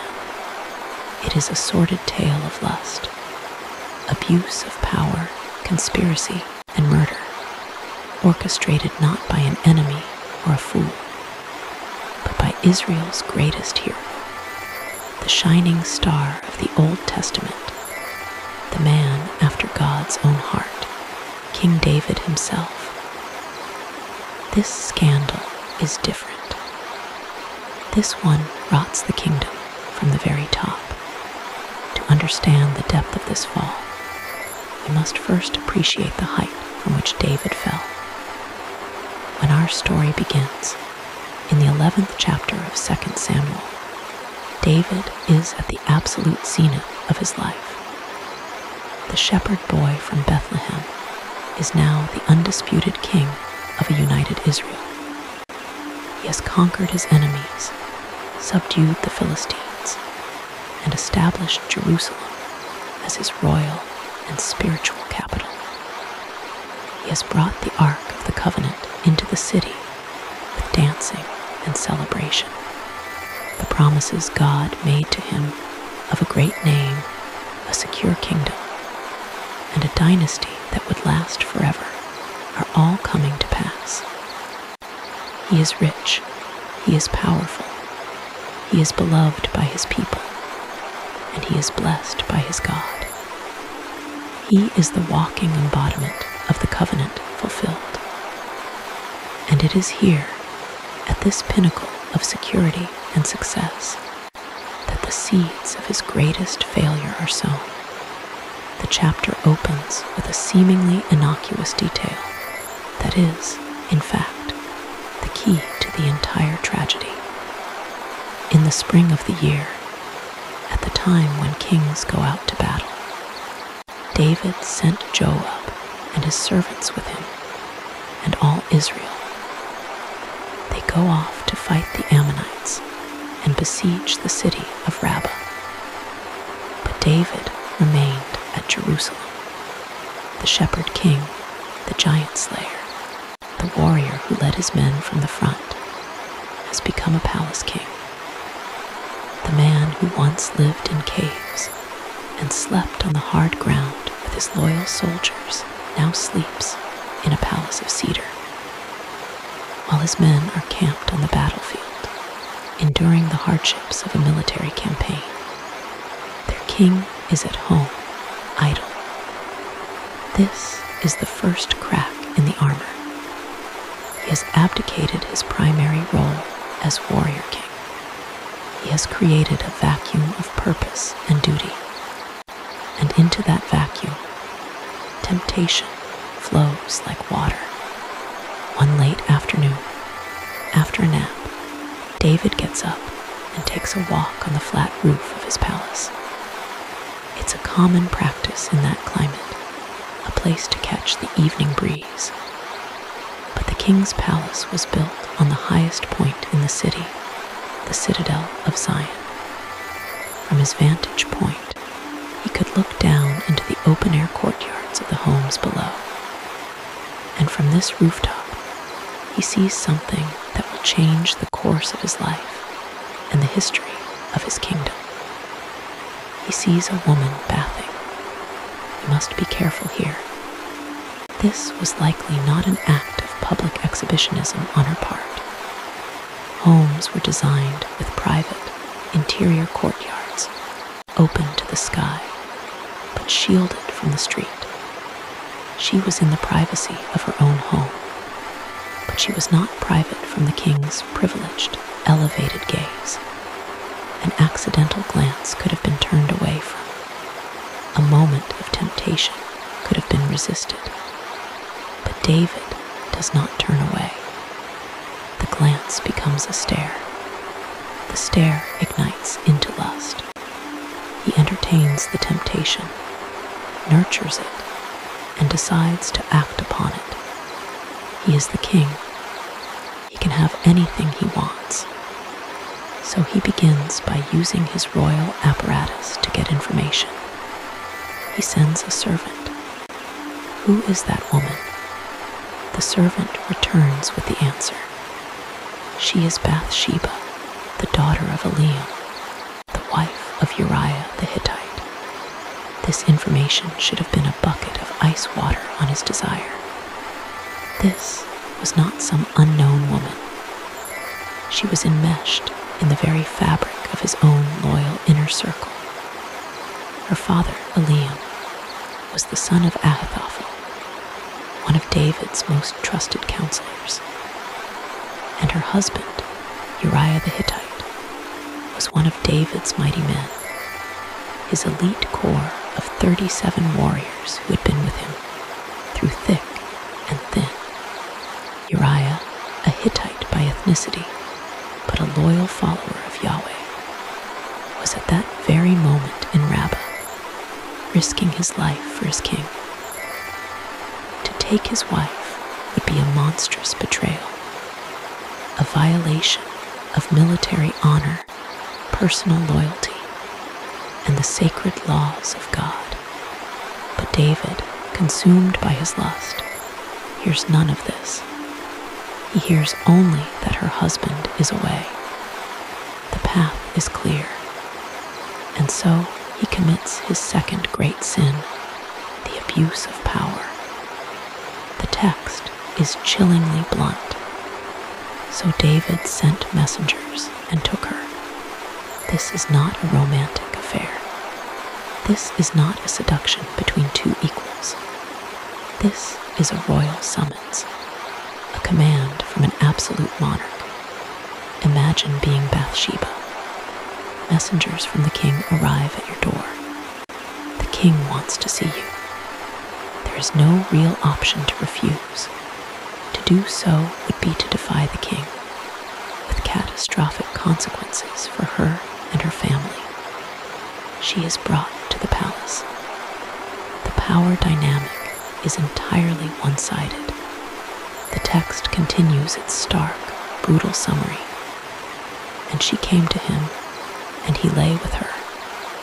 Then she returned to her house. David has taken what he wanted. He has scratched his itch. He assumes the incident is over, a secret pleasure, a private sin. But sin, once conceived, gives birth to consequences. A few weeks later, a message arrives at the palace from Bathsheba. It is short, direct, and terrifying. 5 words in Hebrew: I am with child. The private sin is about to become a very public scandal. Uriah has been on the front lines for months. A simple calendar calculation will prove the child is not his. David, the righteous king, the spiritual leader of the nation, will be exposed as an adulterer. His carefully constructed reputation will be shattered. His moral authority will be destroyed. Panic sets in, and with it, a new sin is conceived, the cover-up. David, the adulterer, is about to become David the deceiver. His plan, at first, seems cunning. He will simply bring Uriah home from the battle. He will be seen in Jerusalem for a few nights. He will sleep with his wife, and when the baby is born, everyone will assume it is his. The timeline will be plausible enough. So David sends a message to his general, Joab. Send me Uriah the Hittite. Uriah arrives, a loyal soldier obeying his king's summons. David puts on a show, receiving him in the throne room. He asks him about the war, about Joab, about the soldiers. He feigns the concern of a commander-in-chief. Uriah, suspecting nothing, gives his report. Then David dismisses him with a seemingly generous command. Go down to your house and wash your feet. It's a gentle euphemism for go home, relax, enjoy the comforts of your home, sleep with your wife, to ensure Uriah feels welcome. David even sends a portion of food from the royal table to his house. The plan is in motion. David retires for the night, confident that his problem is being solved. But the next morning, he receives a startling report. Uriah did not go home. He slept at the entrance of the palace, on a mat with the rest of the king's servants and guards. David is incredulous. He summons Uriah again. You have just come from a long journey. Why did you not go down to your house? Uriah's reply is one of the most powerful and noble speeches in the Old Testament. And it is a devastating, though completely unintentional, rebuke of the king he is speaking to.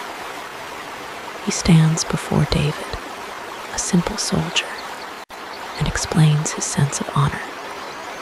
The ark and Israel and Judah are dwelling in temporary shelters, he says, his voice thick with soldierly integrity. And my lord Joab and the servants of my lord are camping in the open field. He is painting a picture of solidarity. The sacred ark, the symbol of God's presence, is in a tent. His comrades, his brothers in arms, are sleeping on the hard ground. Shall I then, he asks, his question hanging in the air, thick with judgment. Go to my house to eat and to drink and to lie with my wife. For Uriah, the thought is inconceivable. It is a violation of his duty, his loyalty, his very identity as a soldier. He seals his statement with a solemn oath to the king himself.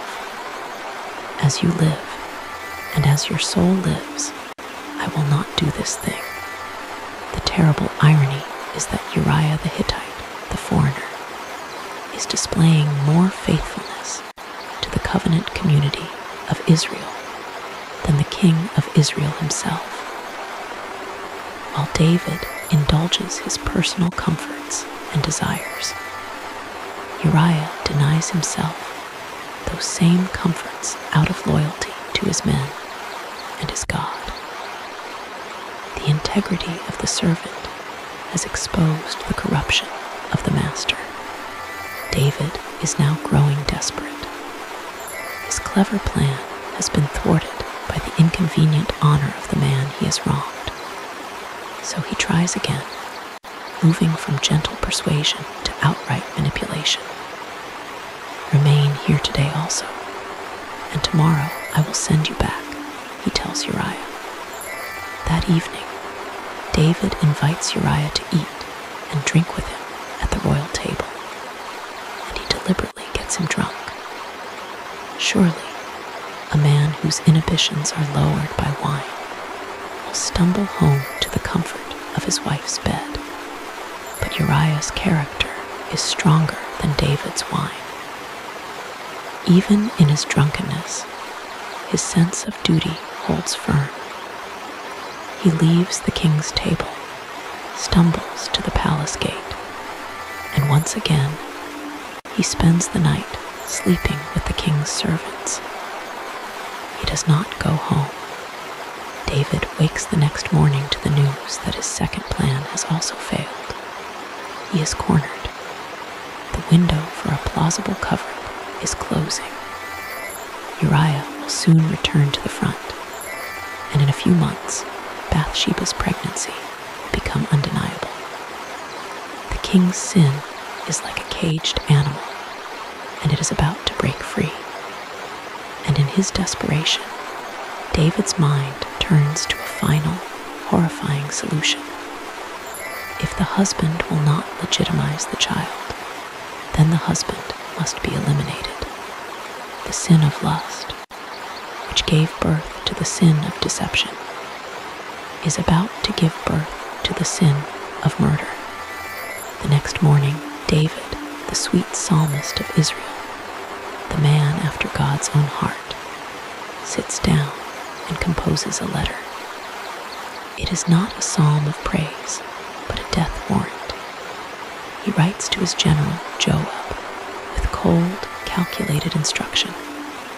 Set Uriah in the forefront of the hardest fighting, and then draw back from him, that he may be struck down and die. He is ordering the strategic murder of one of his finest soldiers, and then, in an act of breathtaking cynicism and betrayal, he folds the letter, seals it with the royal signet, and hands it to Uriah himself. The loyal soldier, the man of impeccable honor, becomes the unwitting messenger of his own execution. Imagine that scene. Uriah, taking the scroll from the hand of the king he so faithfully serves. A king who had just tried to trick him. A king who had slept with his wife.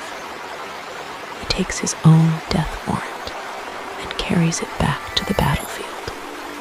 Joab receives the letter and understands the unspoken command. He is a pragmatic and at times ruthless general. He does not question the king. He obeys. He orchestrates an attack on a strong point of the city wall where he knows the resistance will be fiercest. And he places Uriah the Hittite in that exact spot. Then, at the critical moment, the Israelite troops pull back, leaving Uriah and a few other men exposed to the full force of the Ammonite counterattack. They are cut down. Joab then prepares his report for the king. His message is a masterpiece of political maneuvering. He knows that ordering a direct assault on the wall was a poor military tactic, and that David might be angry about the loss of life. So he coaches the messenger. When you have finished telling all the news of the fighting to the king, he instructs. Then, if the king's anger arises, then you shall say, "Your servant Uriah the Hittite is dead also." That last detail is the real message. It's a signal from Joab to David. The deed is done. The messenger travels back to Jerusalem and delivers the report. David, as predicted, feigns tactical indignation.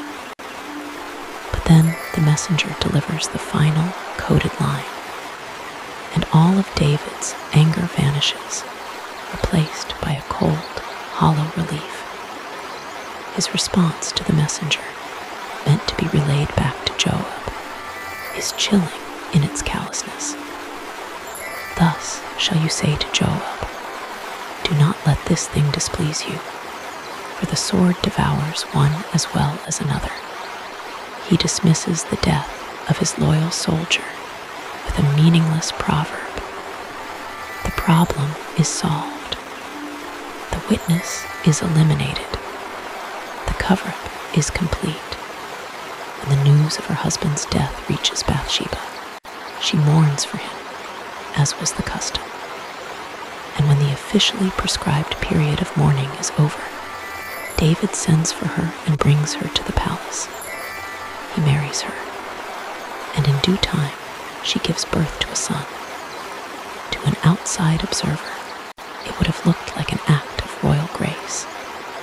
The noble king taking in the pregnant widow of a war hero, giving her and her child a place of honor in his own house. David has successfully rewritten the narrative. He has gotten away with it. He has committed adultery, deception, and murder, and has seemingly paid no price. The chapter ends, and for a moment, it seems the story is over. But then, the divine narrator adds one final, ominous sentence that hangs over the entire affair like a thundercloud. But the thing that David had done displeased the Lord. God has seen everything. The rooftop glance, the royal summons, the night of adultery, the failed cover-ups, the letter, the murder by proxy. And he will not be silent. He sends the prophet Nathan to the palace. Nathan's confrontation with David is a masterclass in prophetic wisdom. He doesn't burst in with accusations of adultery and murder. He knows the human heart's capacity for self-deception. A direct accusation would be met with a wall of denial and defensiveness. So he comes to David, the king, the chief justice of the land, and presents him with a legal case. He tells him a story. There were two men in a certain city, Nathan begins, the one rich and the other poor. The rich man had very many flocks and herds. The poor man had nothing but one little ewe lamb, which he had bought. He raised it, and it grew up with him and his children. It ate from his own plate, drank from his own cup, and slept in his arms. It was like a daughter to him. Now Nathan continues. A traveler came to the rich man, and the rich man, needing to prepare a meal for his guest, was unwilling to take a lamb from his own vast flocks. Instead, he took the poor man's single beloved lamb, killed it, and served it to his guest. David the shepherd who knew the love for a single lamb, the king whose sacred duty was to protect the poor and the powerless from the abuses of the rich and powerful, listens to this story, and his anger is kindled. He is enraged by the injustice, the selfishness, the cruelty of it. He falls headlong into Nathan's trap. He rises in judgment. As the Lord lives, he thunders, pronouncing a verdict. The man who has done this deserves to die, and he shall restore the lamb fourfold, because he did this thing, and because he had no pity. In that moment, David stands at the peak of his own self-righteousness, utterly blind to the fact that he has just described his own sin and pronounced judgment upon his own head. Nathan lets the king's verdict hang in the air for a moment, and then he points his finger at the most powerful man in the nation and delivers 4 of the most devastating words in Scripture. You are the man. The story suddenly becomes a mirror, reflecting David's own face back at him. Nathan spells it out. The rich man with his many flocks is David, with his many wives and concubines. The poor man is Uriah, who had only one wife. The beloved ewe lamb, taken with such cruel indifference, is Bathsheba.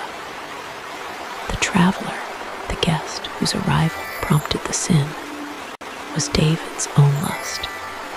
Nathan is no longer speaking in parables. He is now speaking the direct word of God.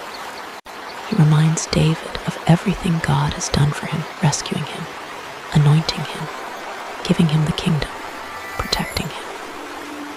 I would have given you even more, God says through the prophet. Why then have you despised the word of the Lord, to do what is evil in his sight? God's indictment is direct and specific. You have struck down Uriah the Hittite with the sword, and have taken his wife to be your wife. There is no hiding. The sin is laid bare, and with the indictment comes the sentence. The consequences will be terrible, and they will fit the crime with a terrifying poetic justice. Because David used the sword to murder Uriah, Nathan declares, the sword shall never depart from your house. Because David committed his sin in secret, his punishment will be public. I will raise up evil against you out of your own household, God says. I will take your wives before your eyes and give them to your neighbor, and he shall lie with your wives in the sight of the sun. For you did it secretly, but I will do this thing before all Israel and before the sun.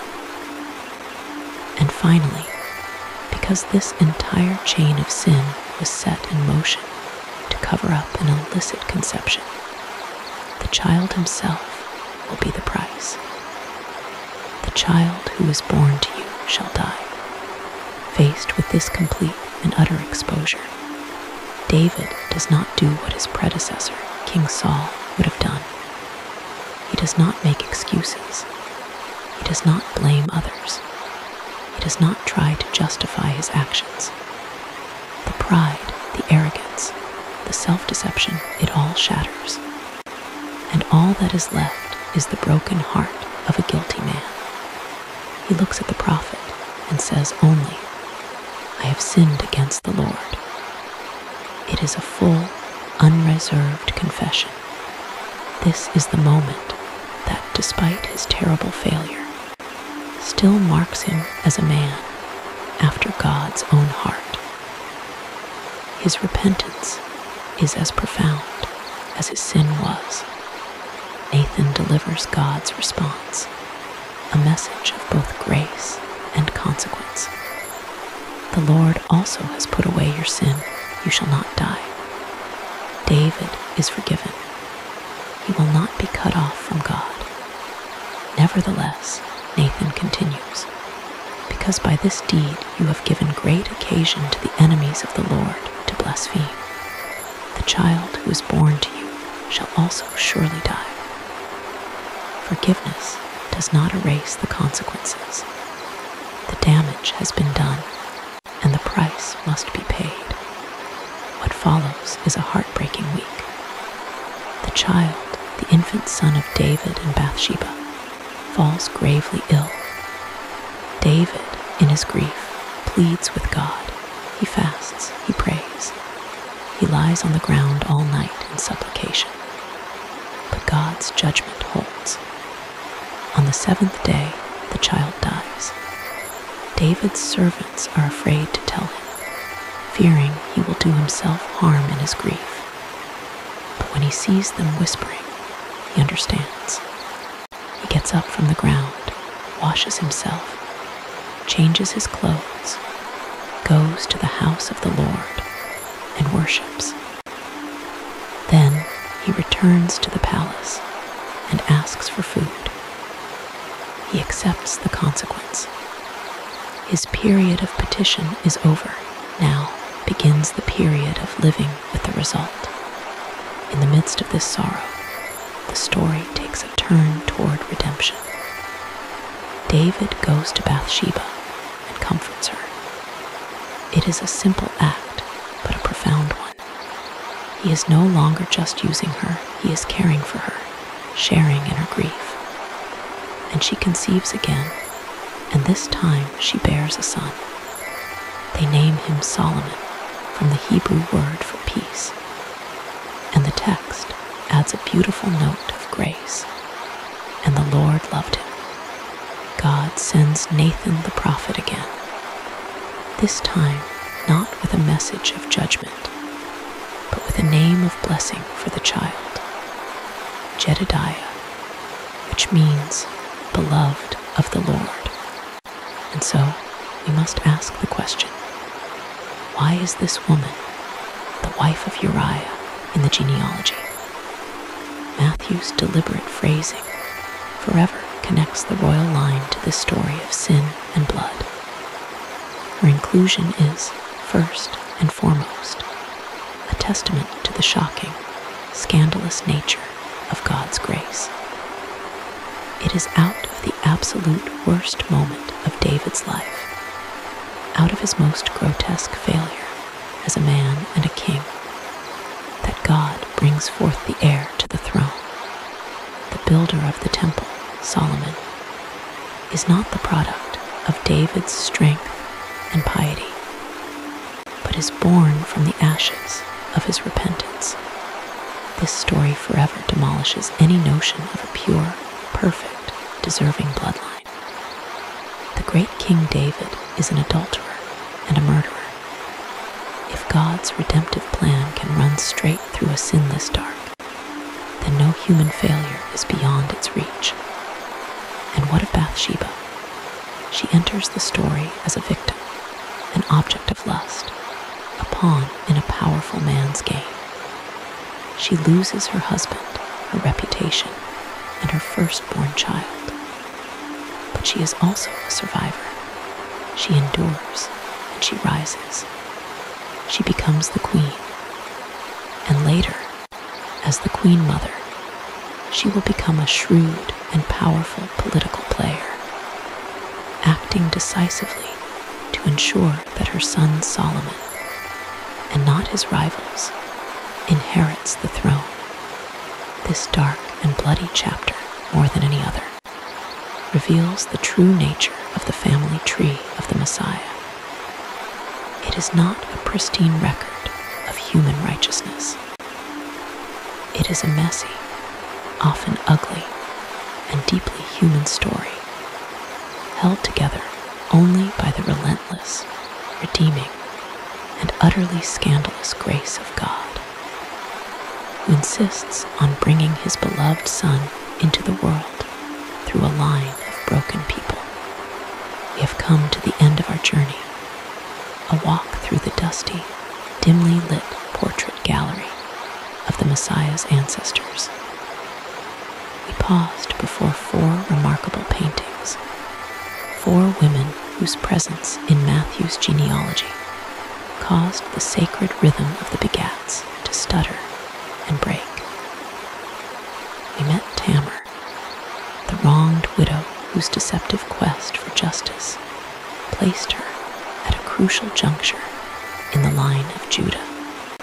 We met Rahab, the Canaanite prostitute whose shocking faith in the God of her enemies saved her from the rubble of Jericho and grafted her, a wild branch, onto the family tree.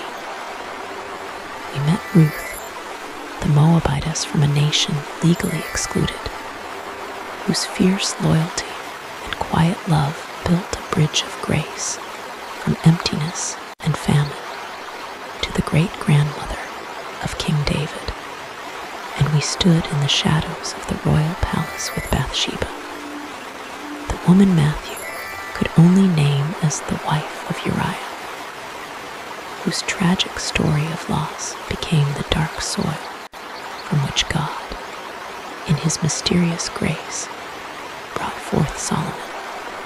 Each of these stories is a world unto itself, a profound lesson in the surprising and unconventional ways of God.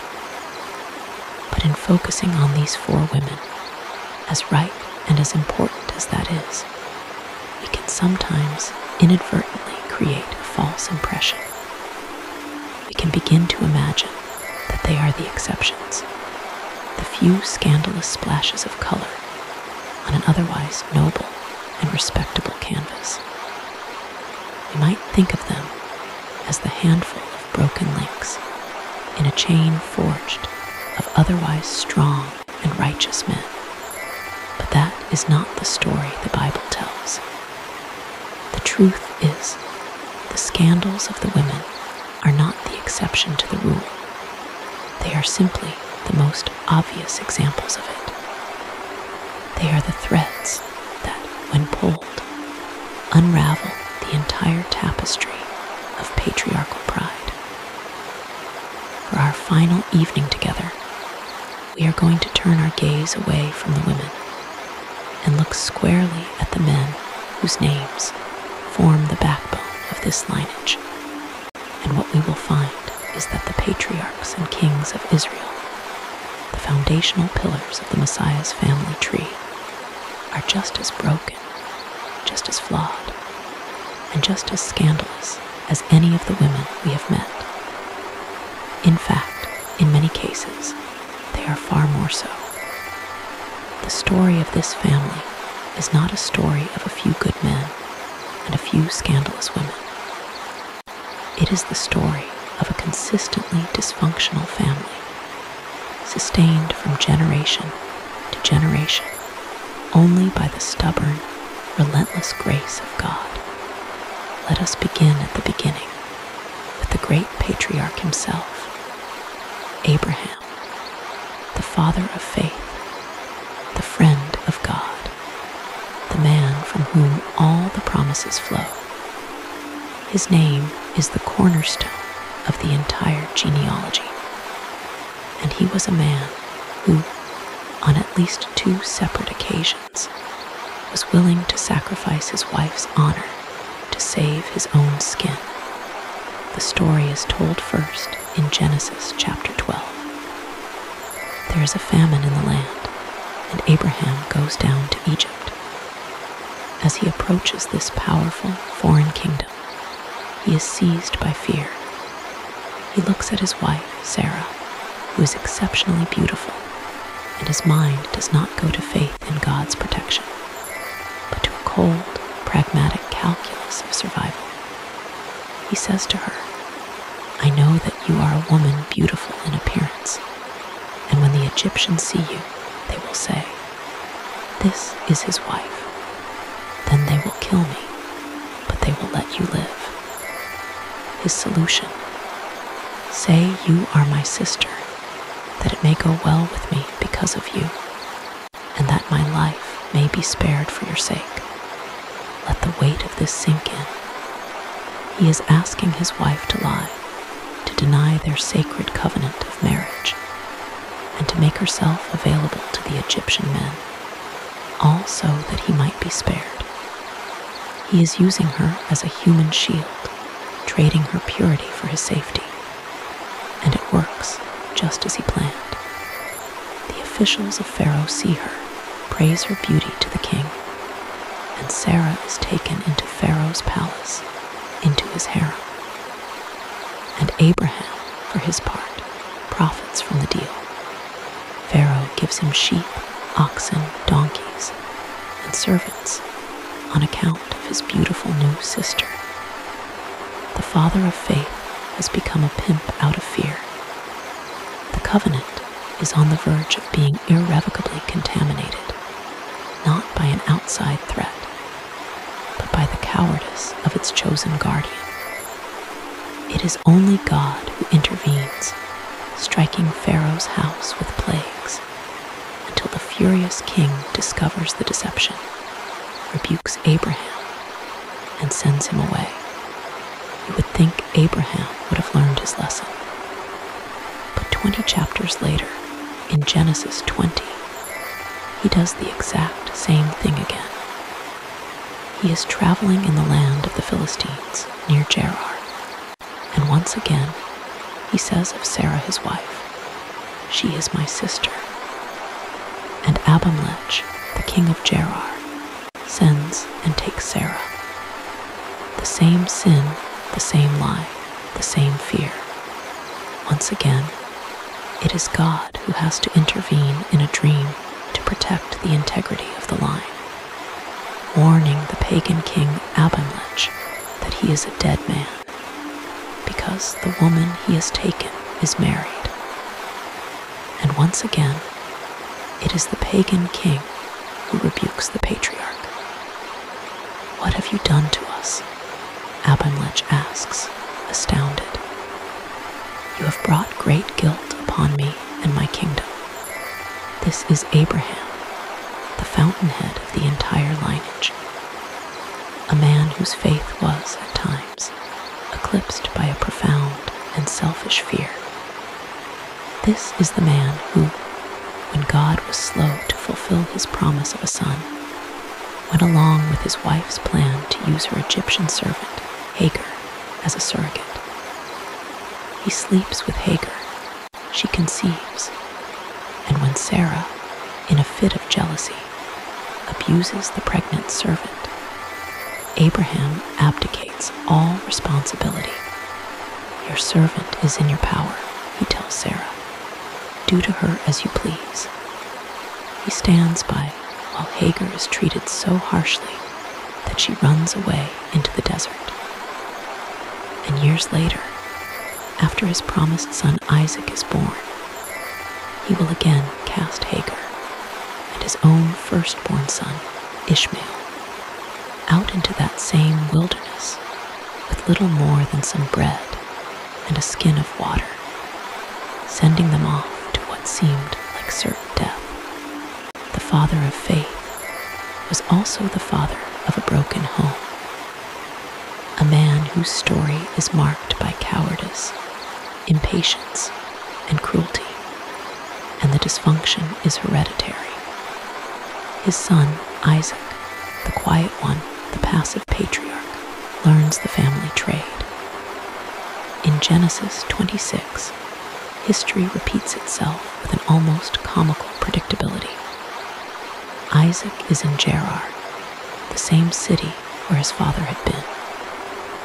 And when the men of the place ask him about his wife, the beautiful Rebekah, he says, "She is my sister," because he was afraid that they might kill him on her account.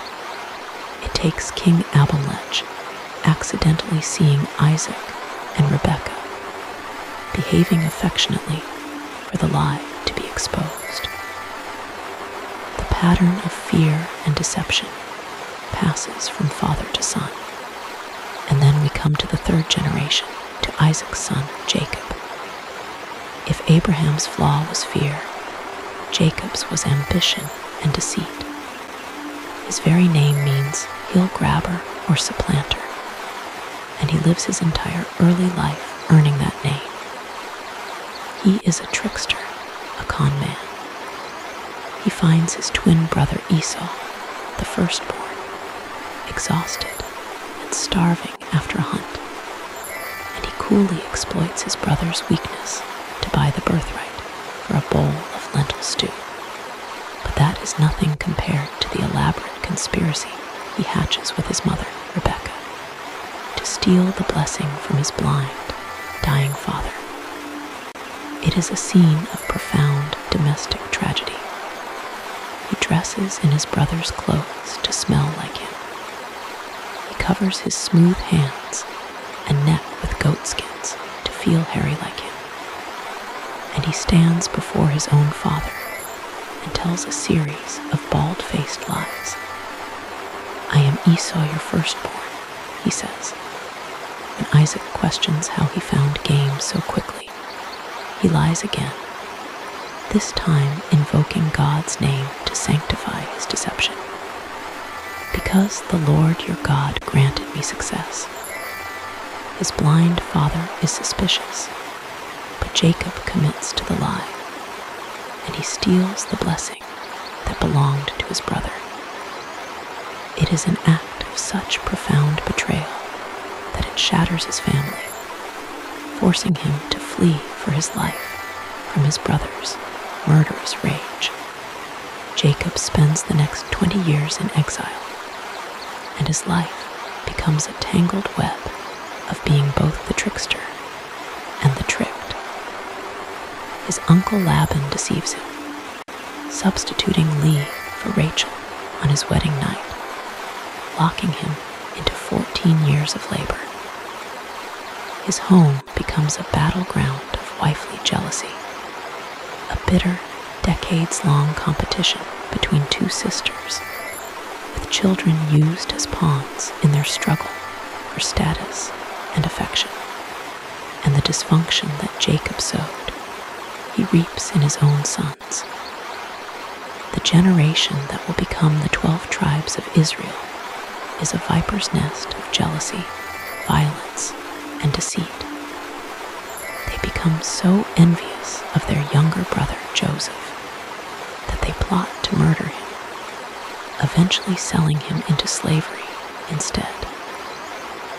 And then they enact a deception on their father Jacob that is a dark and poetic echo of his own great sin.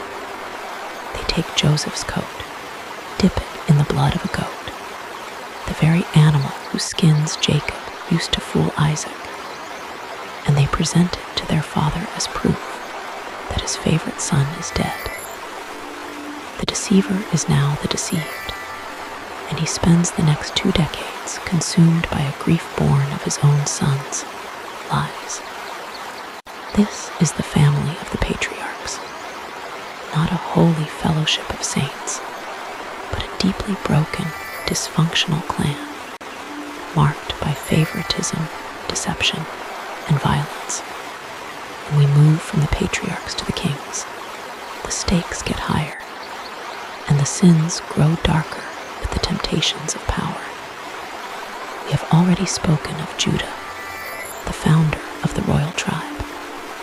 His legacy, which should be one of leadership, is forever marked by his suggestion to sell his brother, his marriage to a pagan, and his gross hypocrisy and failure of duty towards his daughter-in-law, Tamar. The royal line begins with a man who had to be publicly shamed into righteousness. And then there is David. We have just walked through the dark valley of his sin with Bathsheba, but it bears repeating. Adultery with the wife of a trusted soldier, an abuse of absolute power, a spiral of deception, and finally, cold-blooded, premeditated murder by proxy. The man after God's own heart committed sins for which any other Israelite would have been immediately executed under the law of Moses, while God, in his grace, forgave David's sin upon his repentance.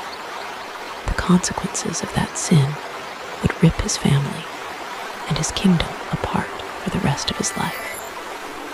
The sword, as Nathan promised, never departed from his house. His son Amnon raped his half-sister, Tamar. His son Absalom murdered Amnon in revenge.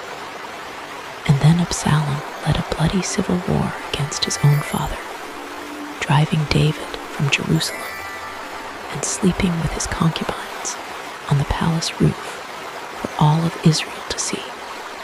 David's final years were not a golden age of peaceful retirement. They were a whirlwind of sorrow, rebellion, and bloodshed. The direct and bitter harvest of the seed he planted on that fateful evening walk on his rooftop. David's heir, Solomon, the son born of this tragedy, begins with such incredible promise. God appears to him in a dream and offers him anything he wants, and Solomon asks for wisdom.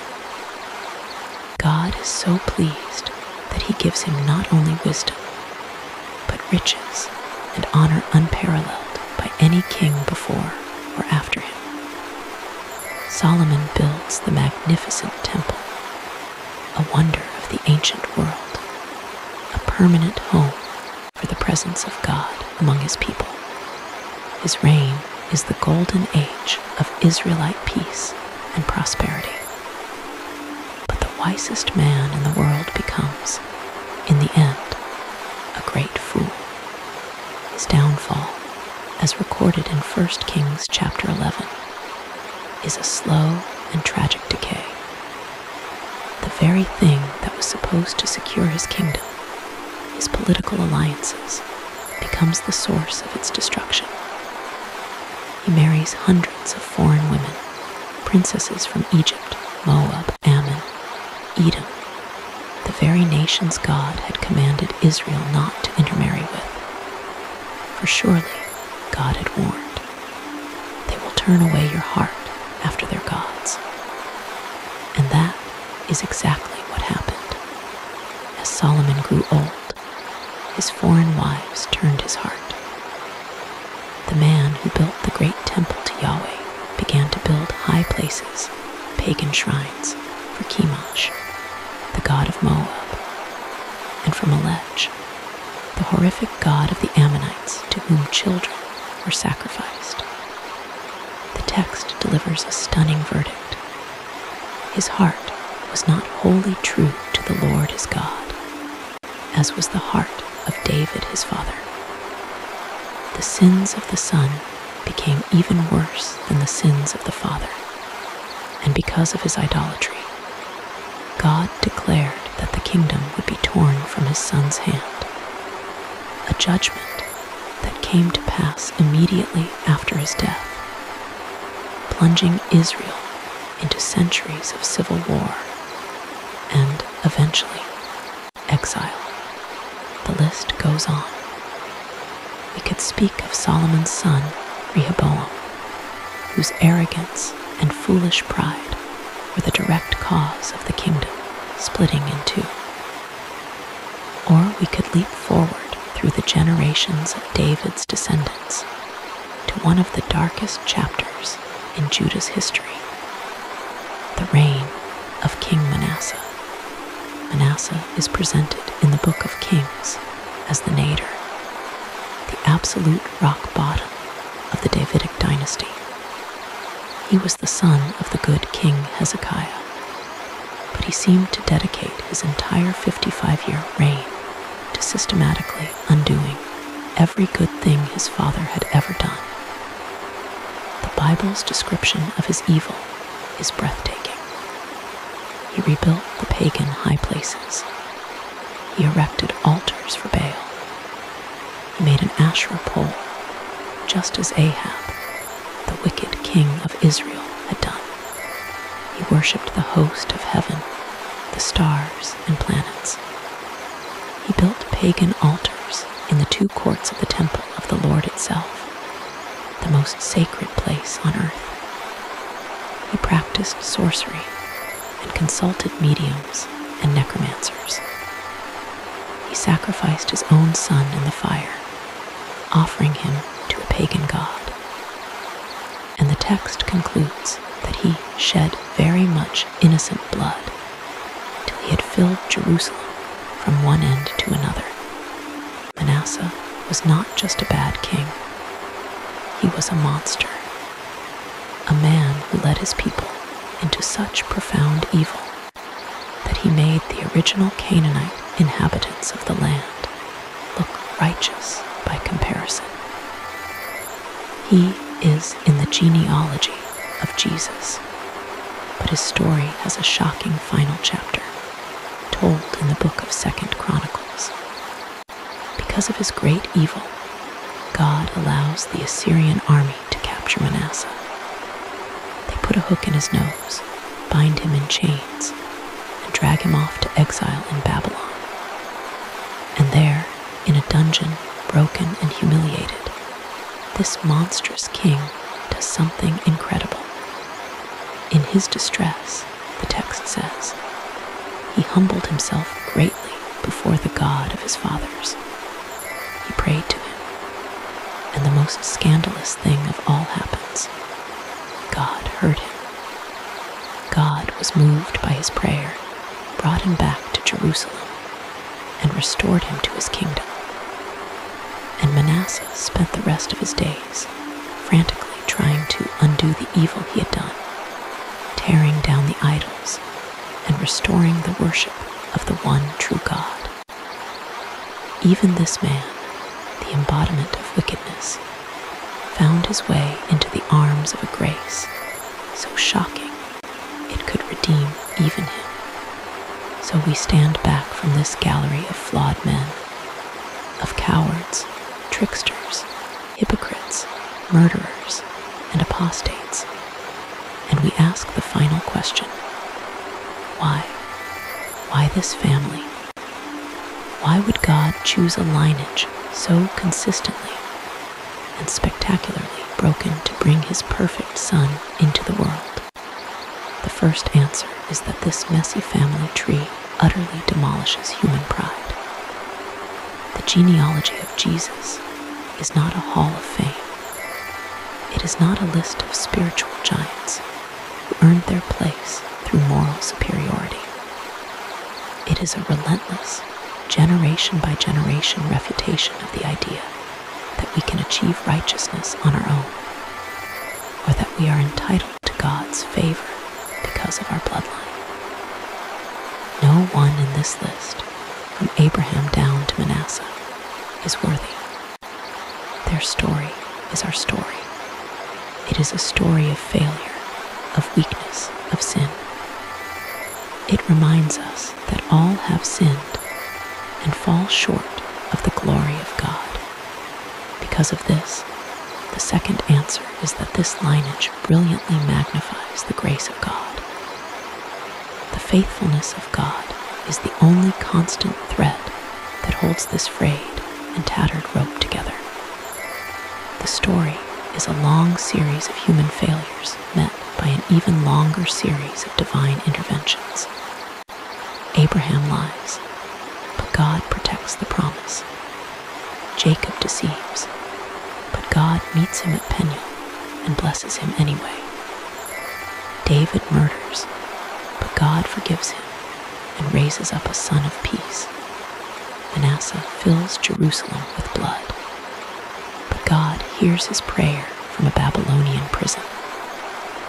The covenant moves forward not by the power of its human members, but by the relentless, stubborn, unbreakable faithfulness of its divine author. God's plan is not derailed by our sin.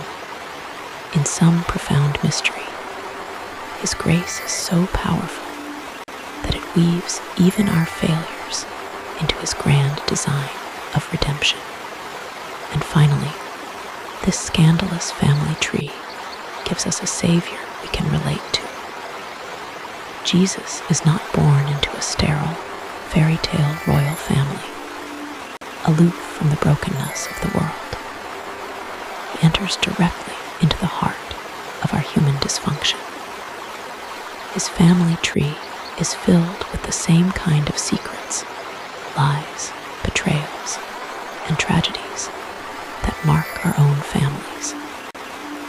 He does not come from a place of pristine perfection to look down on our mess. He comes from the midst of a messy, broken humanity to be one of us, to redeem us from the inside out. The writer of Hebrews says that Jesus is not ashamed to call us his brothers and sisters. And Matthew's genealogy shows us that he is not ashamed of his flawed, scandalous human ancestors either. In the end, the entire genealogy is a preview of the gospel. It is a long sermon proving that salvation has never been about human merit, but always about divine grace. The inclusion of the outsider, the sinner, the Gentile, and the failure is a declaration that the kingdom of God is open to all who come to it in faith. The scandalous ancestors of Jesus are not a problem to be explained away. They are the whole point. They are a testament to the fact that God does not look for perfect people. He looks for broken people whom he can redeem, heal, and use for his glorious purposes. The story of this family is the story of a God who is not afraid of our mess, a God who specializes in bringing light from darkness, hope from despair, and life from death. It is the story of a grace so profound that it chose this twisted, broken family tree in which to plant the seed of a perfect Savior, the one who would come to save us all.